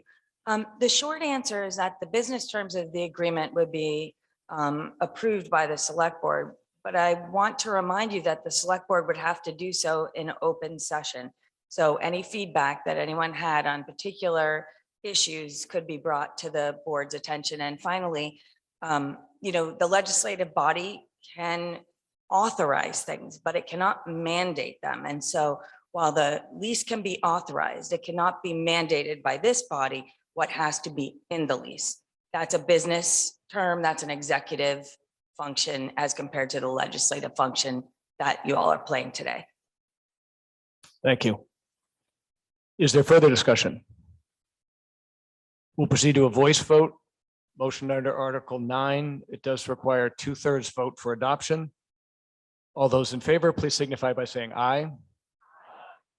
Although opposed, please signify by saying nay. The motion is adopted with a requisite 2/3 vote. Article 10, exchange of easements for the Parker Avenue boat ramp. May I have a motion in the form distributed to the meeting? Thank you. May I have a second? Thank you. The motion has been made and seconded. It does require a majority vote for adoption. Again, I'll recognize our town manager, Mr. Chris Senior. As part of the reconstruction of the boat ramp and the planning, it was determined that there was actually a slight overlap of both the marina on a little bit of town land and the ramp onto a little bit of the marina's land. It's been like that for a long time. This is an opportunity to clarify that. And all of you can see the map in the inside of the warrant. It doesn't change the ownership. The ownership remains the same, but allow the boat ramp to pretty much stay as it is when it's reconstructed and allow the marina to maintain a little bit of plantings and also access to the marina that's existed before. This is effectively housekeeping that turned up as a result of the planning for the new boat. Thank you. The select board has recommended approval by a vote of 5-0, and the advisory committee has recommended approval by a vote of 7-0. Is there discussion? Mr. Davis. Tim Davis, the chair of the Harbor Committee. This is a terrific improvement to Parker Avenue boat ramp for those of you who know it and have used it. It will, by doing this easement, and I thank the property owner for being very cooperative and working with the town to do this, it will allow for a virtually all tide access and an emergency a 2-lane access to the harbor and pulling boats in and out. Thank you. Thank you. Is there further discussion? We'll proceed to a voice vote under Article 10. Ms. Goldberg, am I right? This is just a majority? Okay, thank you. Majority vote for adoption. All those in favor of the motion under Article 10, please signify by saying aye.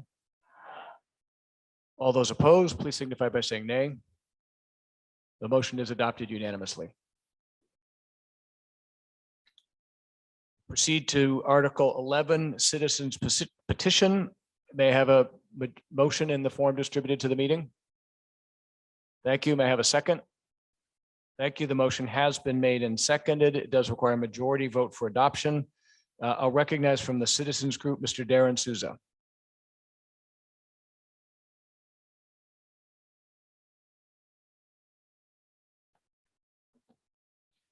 Thank you, Mr. Moderator, and everyone here tonight. I am Darren Souza of 70 Blackrock Road. I've lived in Cohasset for 12 years, and my wife and I have 2 children in CYBSA and a host of other great Cohasset programs. I've served as board president for CYBSA and volunteered for our programs in almost every capacity that exist. I've also coached baseball and some softball for 30 years, kids from 8 years old up to American Legion in high school through college recruiting showcases. So it's from that standpoint and from someone who loves this town in the Barnes complex that I will share with you the need for the lighting for two of our fields. That's Chase and Freedom Fields. For those of you unfamiliar with the complex or the field, Barnes is the overall property.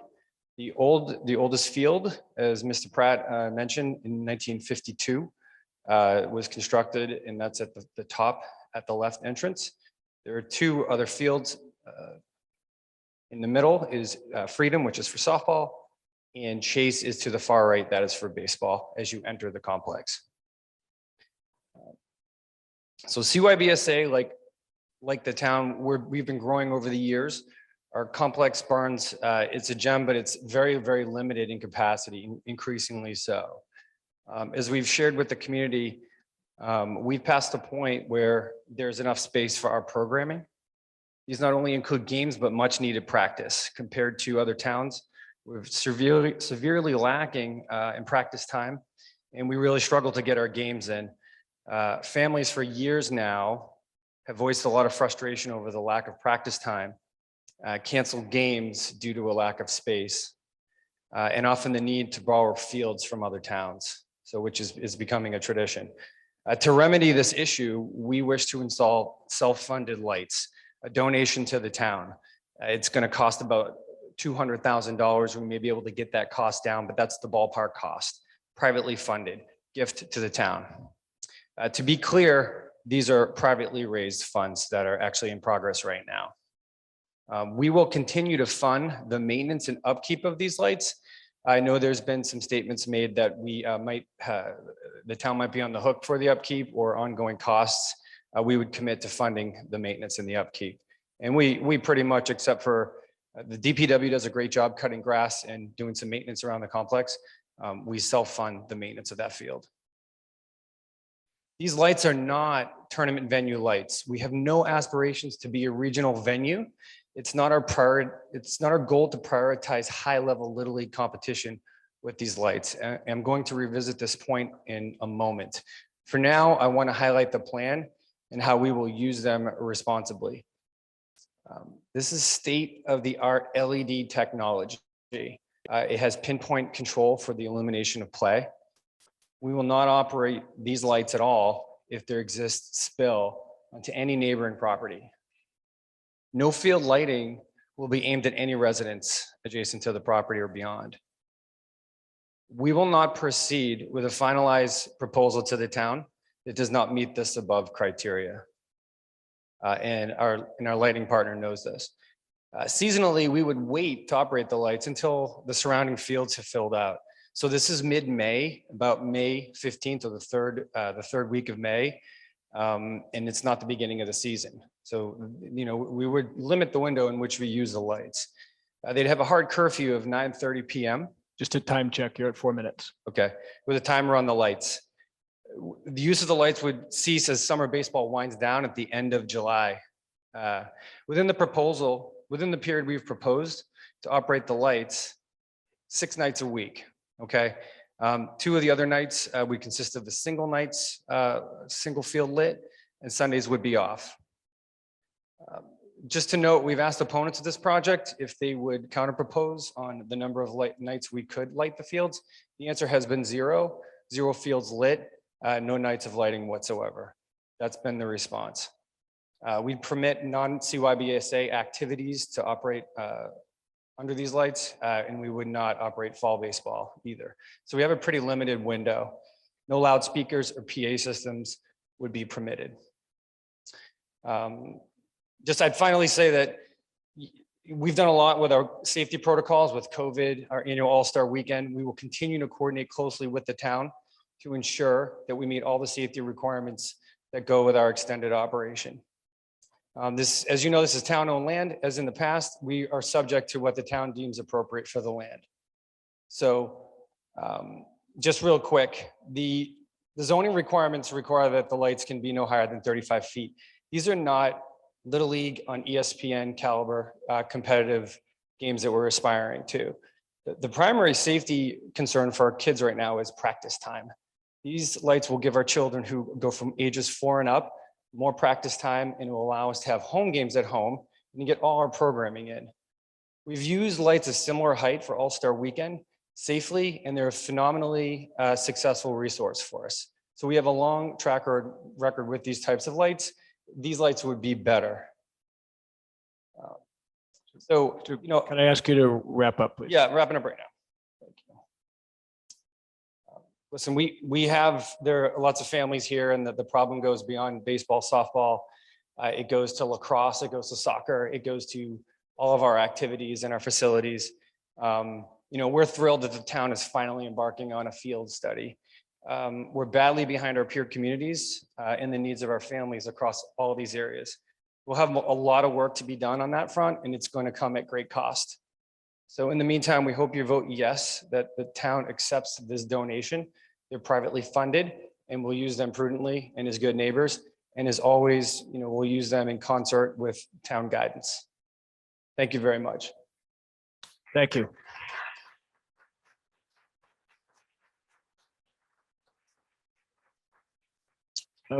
Recognize the woman at the microphone, please. All right, thank you. I'm Kathleen Broderick. I live at 16 Quanahasset Trail. My husband Matt and I are longtime CYBSA supporters, and our 3 children played baseball and softball on the North Main Street fields. Matt was also a CYBSA Little League coach for 10 years. 20 years ago, the North Main Street ball fields consisted of just the Barnes field and a large gravel pit area used by the DPW.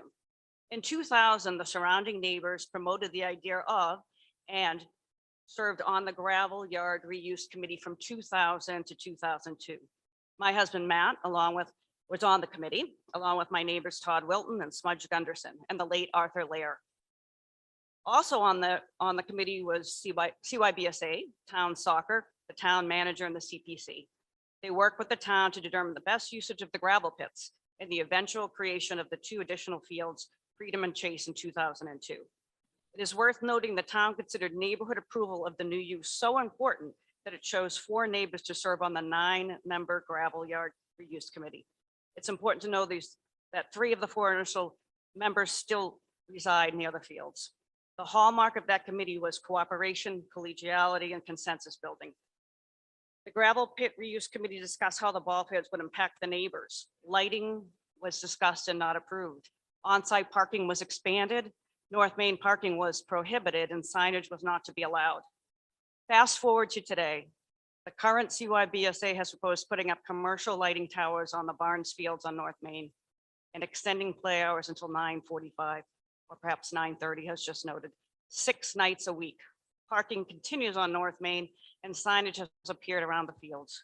We still do not support commercial lighting in our neighborhood, and now the original assumptions of the Barnes Fields Reuse Committee have been called into question by CYBSA for lack of documentation. Now that Article 9 is approved, we welcome the opportunity to define and document a lease that addresses CYBSA's needs, also taking into consideration the concerns of the neighborhood and the town as a whole. We also would like the town to help us do that and take the lead to ensure this open and congenial process. CYBSA Citizens Petition number 11 has no legal bearing. It's been submitted as a means of coercion to move their lighting forward. It should be voted down. Please vote no. Thank you. Gentleman here, please. Paul Cotter, 50A Jerusalem Road. My wife Margaret and I have lived in the same house in the neighborhood under discussion here since we moved to Cohasset 40 years ago. Over those 40 years, we've raised 3 sons in town, all of whom were active participants in youth sports of every variety: Little League, soccer, and lacrosse. We're very happy to see that all these sports, as well as softball now, continue to thrive in town.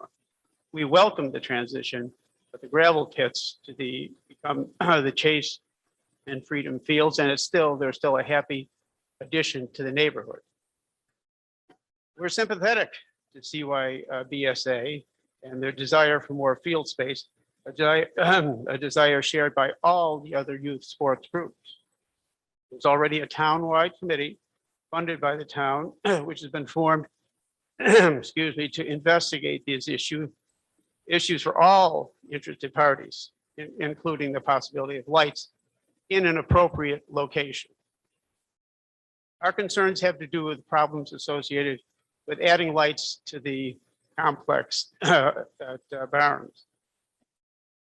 First of all, traffic, congestion, and parking. They're already an issue in daylight. What they would be like after dark, I can safely say would assuredly be worse. The light spillage and glare affecting the roads, neighbors' properties, they are definitely issues. Noise carrying into the night. Games are supposed to end at 9:30.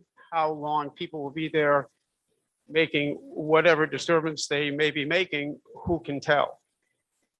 And lastly, and especially, the safety and liability issues and ongoing expenses to the field, they will fall to the town with potentially significant expense to all of us. None of these issues has been given more than a cursory examination, and all deserve a much more thorough vetting. We do not view this as a NIMBY response, but as a NIABY that would be not in anyone's backyard, or in this case, front yard, since there are homes directly across the street facing the fields, which would be seriously affected. Finally, it would set a bad precedent for a private group, however noble its intentions, were allowed to disrupt a well-established neighborhood for the sole benefit of that group.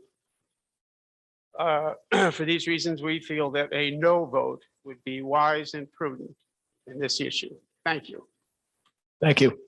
I'll recognize Mr. Frank Collins and then the woman at the microphone. Francis Collins, 404 South Main Street. It's interesting. I noticed the signed signatories of the petition all live in Lidgewood, and they're pretty far away from the lights. But if you look at the Old Farmer's Almanac, which I look at every year, it tells us what time the sun sets.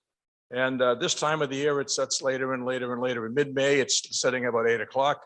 And end of June, it's setting around almost 8:30, quarter to 20 or 9. And because of the high latitudes we live in, we have a great long twilight. So there's plenty of light in the evening for people to do what they have to do.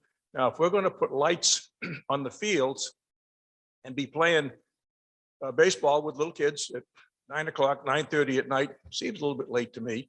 And coupled with that, who really wants to sit and be mosquito food at that night, at that time of the night? But regardless, the main issue, I think, is light pollution. I spent most of my life at sea, and one of my main joys of my day at sea was to go out on deck at night and look up at the magnificent sky and see all of the different planets and the stars and just spectacular views, which we don't see in Cohasset anymore. We have so much light pollution, and this is just one more drop in the bucket of totally obscuring our night vision. It affects the animals, it affects the birds, it affects the neighbors. And as much as I support athletics, I've coached athletics all the way through with my own kids. My own 4 kids are all, I got one a world champion gold medalist in one sport, another one undefeated in college as a rower, another one was a co-captain of the lacrosse team in college. My kids have all been good athletes. I support sports, but this is kind of unreasonable to expect that we need to have lights on fields after dark at night. But for little kids, I'm sorry, I can't support this, and I hope you don't either. Thank you. Thank you. Woman at the microphone, please. Hi, Anne Marie Wilton, 207 North Main Street. I have 3 children in town, 2 of whom played baseball, well, softball, and 1 of whom won the winning home run for the girls' championship years ago. So we love softball. However, I'm urging you to vote no on this. I think before we allow one private group to permanently alter town property, we need to assess the entire needs of all of Cohasset's youth sports, including soccer, lacrosse, tennis, football, and baseball. The town is currently in the process of doing just that. At the last town meeting, $40,000 was allotted to a field use committee. CYBSA should not be allowed to rush this process. Fiscal responsibility and sensible long-term planning require us to await the results of that field study. Thank you. Thank you. Is that Mr. Benetti? Russell Benetti, 20 Parker Ave. I'm speaking as a private citizen and not as a member of the Community Preservation Committee. Over the last few years, the CPC has done extensive and expensive improvements to the fields and lots of cases. And CYBSA did come up with money on some of these issues. Issues regarding ADA accessibility were footed entirely through CPC funding. CPC is funded by everybody in this town who owns property, regardless of where it is. And I think to give control to one group of a piece of public land, it's just not a good idea. We had asked if the land would be available for soccer players or whatever, even just one field as a multi-purpose field, and that's never been addressed. I think until that is, we should not be issuing a lease to a private group. If you look at the sailing club, the work that they do, any improvements they do to the property, and CPC did pump some money into there. They came up with half of the money, we came up with half of the money. Any improvements that the sailing club makes, should they ever not renew their lease or their lease gets discontinued, becomes property of the town. Is that going to be the case in this? Or are we going to be looked to reimburse for any improvements that they do to the property? Thank you. Is there further discussion? Yes, woman. Hi, I'm Laura Soderberg of 16 Black Horse Lane. I first would like to address the cost. This is a motion to accept a gift. There is no additional cost or fees outlaid. We're not asking for the town for any additional monies. In this small coastal town, there are limited things for our kids to do. And sports is one of the things that our kids ardently cling to, especially in this town. The amount of kids that participate in sport is amazing for this small town. With our town's limited field capacity to play both softball and baseball, I don't see a reason not to accept a gift. This is a free opportunity that will help us in the shorter term instead of waiting for a survey and then another town meeting to approve. And this will happen in the shorter term. And it is a free opportunity to maximize the limited assets of this town, which is baseball and softball field time. In particular, our high school has now a robust softball program. And the pipeline of young kids coming up through that program only indicate that softball is going to continue and grow in the years to come. However, our school district does not even offer one softball field. So where do our high school softball girls play? They play in the one softball field that's offered by the CYBSA. And I'm sorry, so the last thing about that is that now in this last year, that one field is being leveraged by kindergarten newcomers, new softball players, all the way up to our varsity high school players that are juniors and seniors in high school. That's one field to accommodate all of those girls. And lights would benefit the whole town to offer some constructive opportunities for our Cohasset's youth to do things at dusk and in the evening times. I don't think we want to let them find their own way of finding maybe some more less wholesome things to do to occupy themselves after dark. One of the golden rules of coaching, and I have been coaching for many years, is that you don't make a decision based upon the benefits of one player or a small group of players. You make that decision based upon what's best for the team. And in this case, approving this gift is best for our town, not just for the few. And lastly, for any of those who knew my good friend, Liz McLeod, and her lifelong dedication and love of softball. This is what she would want for our kids. She would want them to be able to play. So please vote yes for these lights for these fields. Thank you.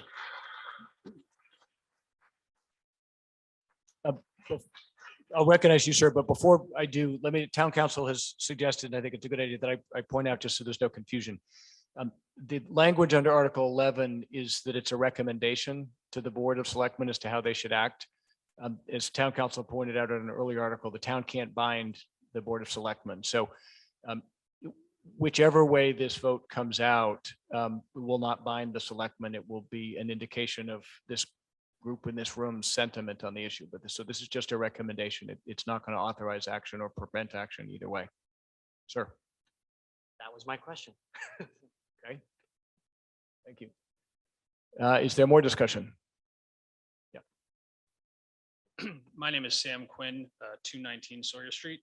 I'm a little taken aback and saddened, in fact, by the question of who benefits. And sometimes I think the simplest facts are the most significant ones. And the simple fact is it's been a tremendously difficult time for the children in this town over the last 2 years.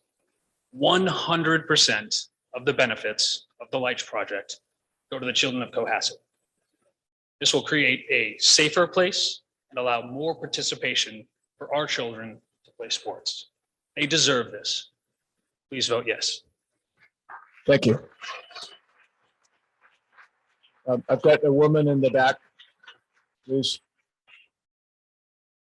Yeah. No, you were walking forward. I saw you first. He was here first, but I'll go. I just wanted to address a few things that were said, sort of a con for having these, just to provide. Could you please start with your name and address? Oh, yeah, sorry. Barbara Steffen, 260 Jerusalem Road. Thank you. So I wanted to just address a few things that had been brought up because I think they don't paint an accurate picture of what would happen in terms of safety and kids crossing in the dark. That's already happening because we're playing until the last minute. The sun's down, so I don't think there would be a net change in safety for people getting to their cars, et cetera. The next thing is parking. I don't think parking would be an issue with evening games. There's only 2 lit fields in the evening, and having spent a lot of time up at the fields, when there's only 2 games being played, there's not usually a parking issue. It's when there's 3 games going on, parking is at a crunch. So you have to consider that as well. I don't think parking is relevant when it comes to lighting.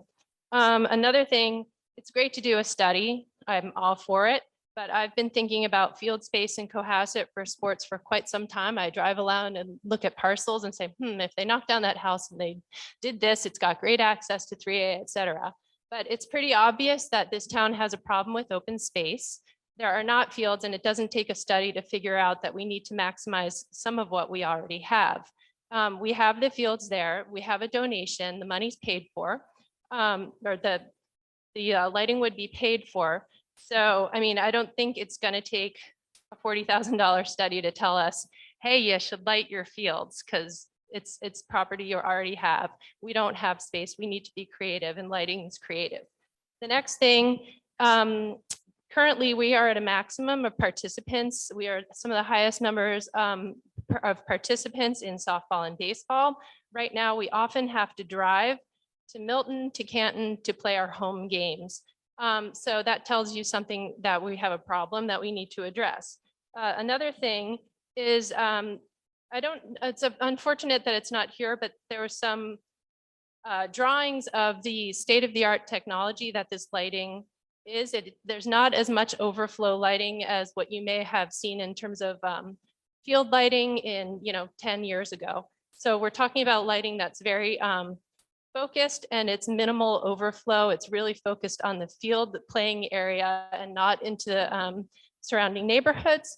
And the last thing is that, shoot. Darn, I had another good point and now I forgot it. But I think that that point is the big one, is that it's really not a lot of overflow. Oh yeah, here's my other point. Recently, they redid the basketball courts. I think all of you are probably aware of that. There's lights there, and it's not destroying the neighborhood.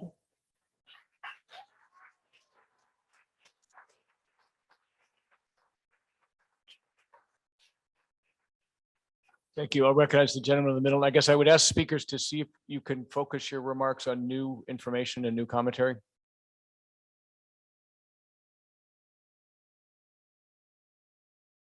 You, sir. My name is Jeff Philby. I live at 134 North Main Street. We are not abutters. We are around the bend and down the street a ways. So I asked myself, why is Suzanne and I opposed to the lights? Our son Michael grew up in Cohasset, and it was the best of time. He absolutely loved the baseball. We would go over to the fields and watch him. So why are we against the lights?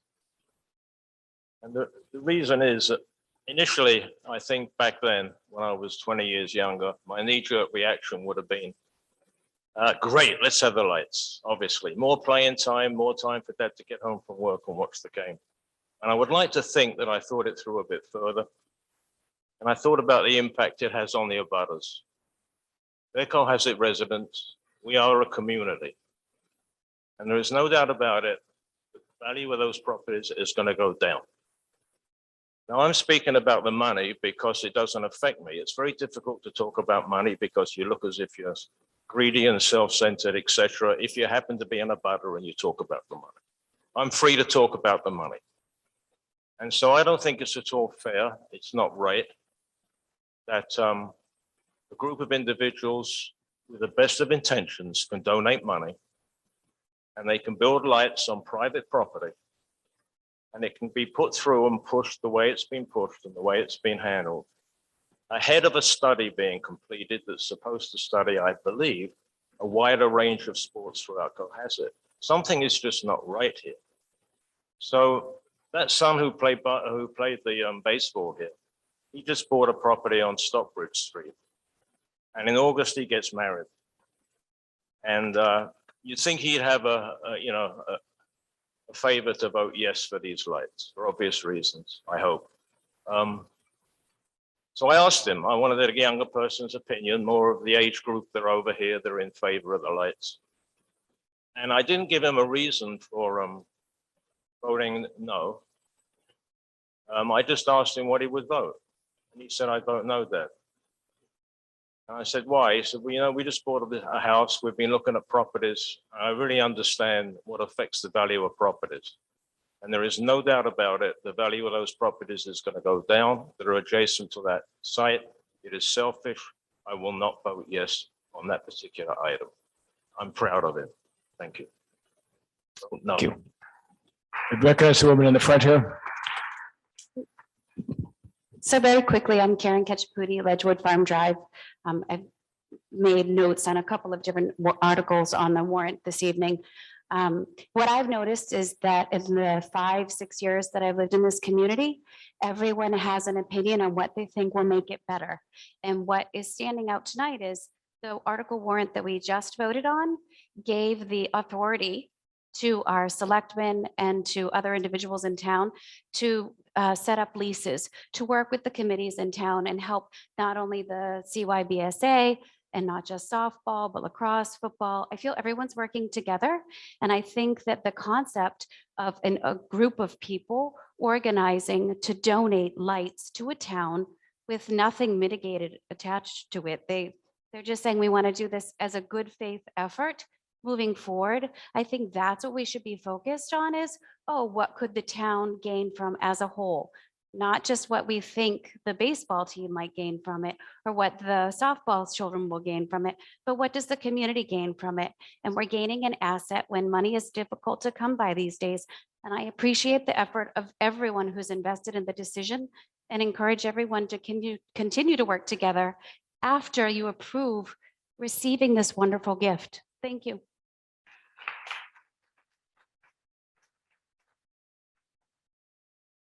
Is that Barb? Barbara Whiff, 3 Ripley Road. I was involved with CYBSA. I was on the board from 2013 to 2015. And as vice president, I was also in charge of the scheduling. So I'm very aware of the limitations as far as field use. But one of the things I want to point out that what makes this town so appealing is that these fields are nestled in our neighborhoods. Our kids are able to bike and walk to most of the fields and amenities in our town. I've taken my son to other games and sports complexes such as Braintree and Quincy, and they're beautiful complexes. But there is a trade-off as far as the character of our town. The Barnes complex is embedded in our neighborhood, which is a wonderful feature, but it's also a trade-off as far as what we're willing to do to impair that character. And I think without a doubt, it's going to impede and be detrimental to the abutters. And while the number of homes directly affected by this lighting is certainly a very small minority, I think a majority of homeowners want to know that the investment in their home is protected by certain zoning processes and our elected officials. We need to know that our town is doing what's right and is following a process. And we have to be able to rely on protections and zoning limitations. That's something that's important to a majority of homeowners. Thank you. Thank you. The woman here in the front.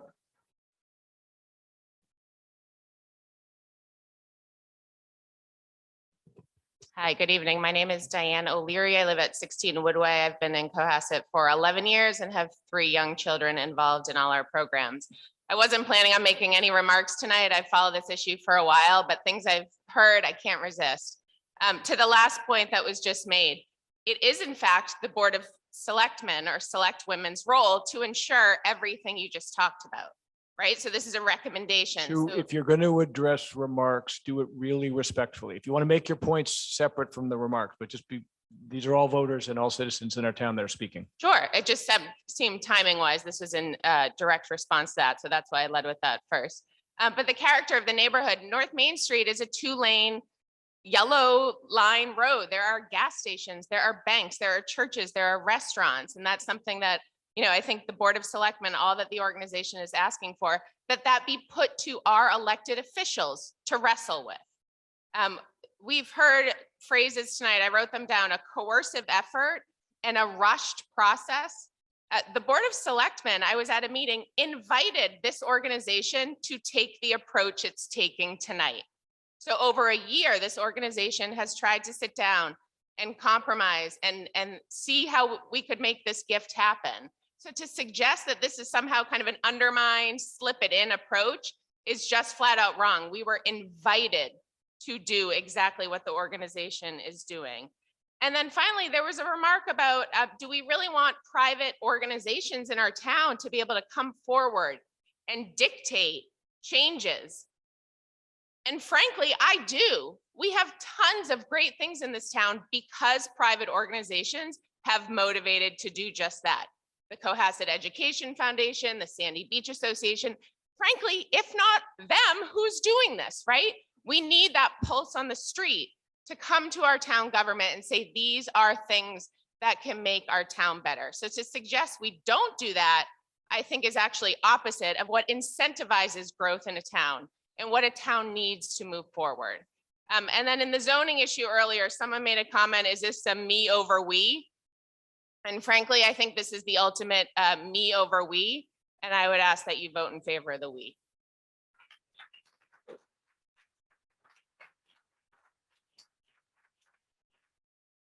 Thank you. Is there further discussion? I've seen a gentleman there and then yeah, you, sir. PJ Monahan, 15 Clay Spring Road. I've been on the board of directors of CYBSA for 6 years. I ran the baseball program for 3. I've been coaching for 9. And I don't need to go over the field availability stuff like everyone else has. It's definitely a problem. But what I'd like to address is all the people who've gotten up so far and talked about their support of baseball over the decades, and especially the people saying that it helped out. Let's be really, really careful about addressing people. Let's not address people. Let's There have been individuals. just give us your ideas and comments on your substance, please. When it's said that 20 years ago, people championed the idea and helped with the idea of building 2 new fields, for their kids to have opportunities that they mentioned they loved. We're just asking for the same opportunity. This is 20 years later and there's more need now. And I just wish that people would trust us and realize that we're doing this for the kids and it is very, very needed. So. Thank you.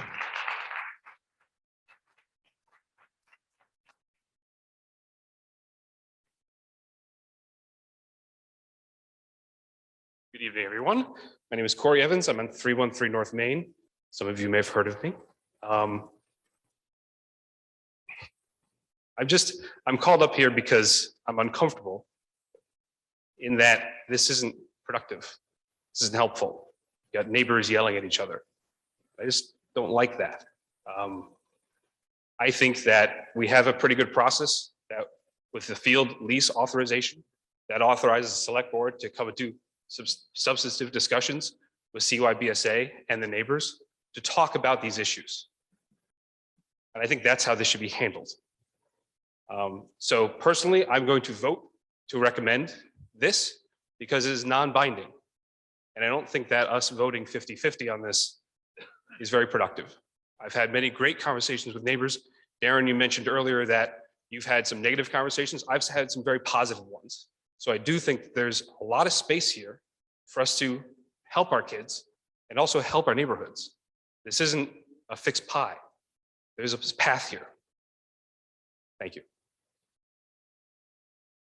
Nan Roth, 7 Highland Ave. I call the question.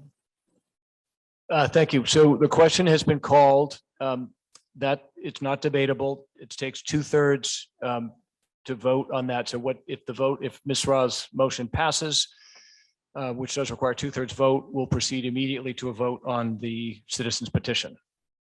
So is that a point of order? I was trying to get into public comment. No, I'm sorry, the motion's not debatable. The question's been called. We're voting on whether we stop debate or not. Does everyone understand that? So I'm going to ask for votes in favor. That's to stop debate. It has nothing to do with whether you're for or against the main motion. This is whether we stop debate or whether we keep debating. All those in favor of the motion to call the question and stop debate, please signify by saying aye. Aye. All those opposed, please signify by saying nay. The motion did pass easily by the requisite 2/3 vote. So now we're proceeding to a vote on the main motion, the citizens petition. So all those in favor of the citizens petition, the motion under Article 11, please signify by saying aye. All those opposed, please signify by saying nay. That's too close to call. I'm going to ask for a hand count. Sorry about that.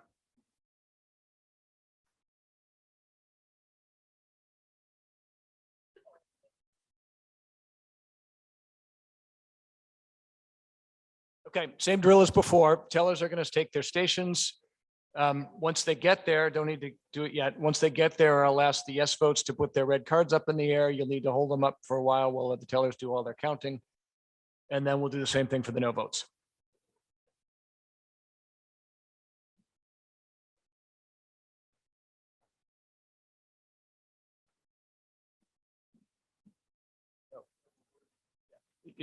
It's the motion under Article 11, the citizens petition. Okay, yes votes. Everyone is voting yes in favor of the citizens petition to recommend that the Board of Selectmen accept the donation for fuel lighting. Hold your cards up in the air, please. Keep them up there. This teller's got to get all the way around the room. So if you're yes, hold them high.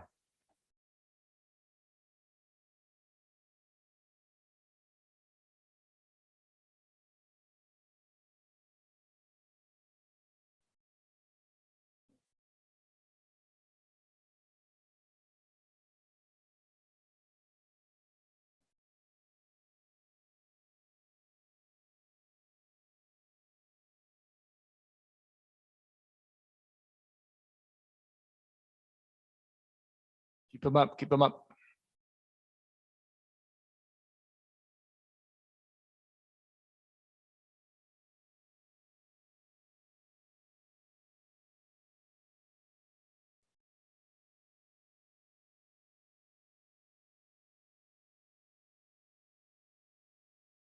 Okay, great. Looks like they got it. You can, the yeses, you can put your hands down. Wait for the tellers to get back to their starting points. Okay, noes. Please put your red card way up in the air and keep it there for the tellers. No votes way up in the air, please.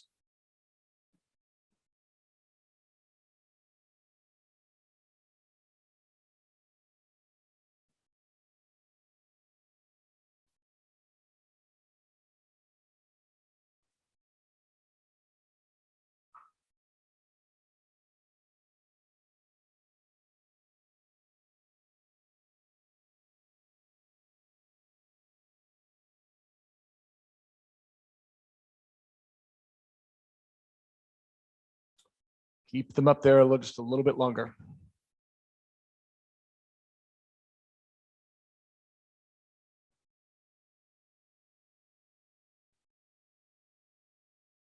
Okay, good. Thank you.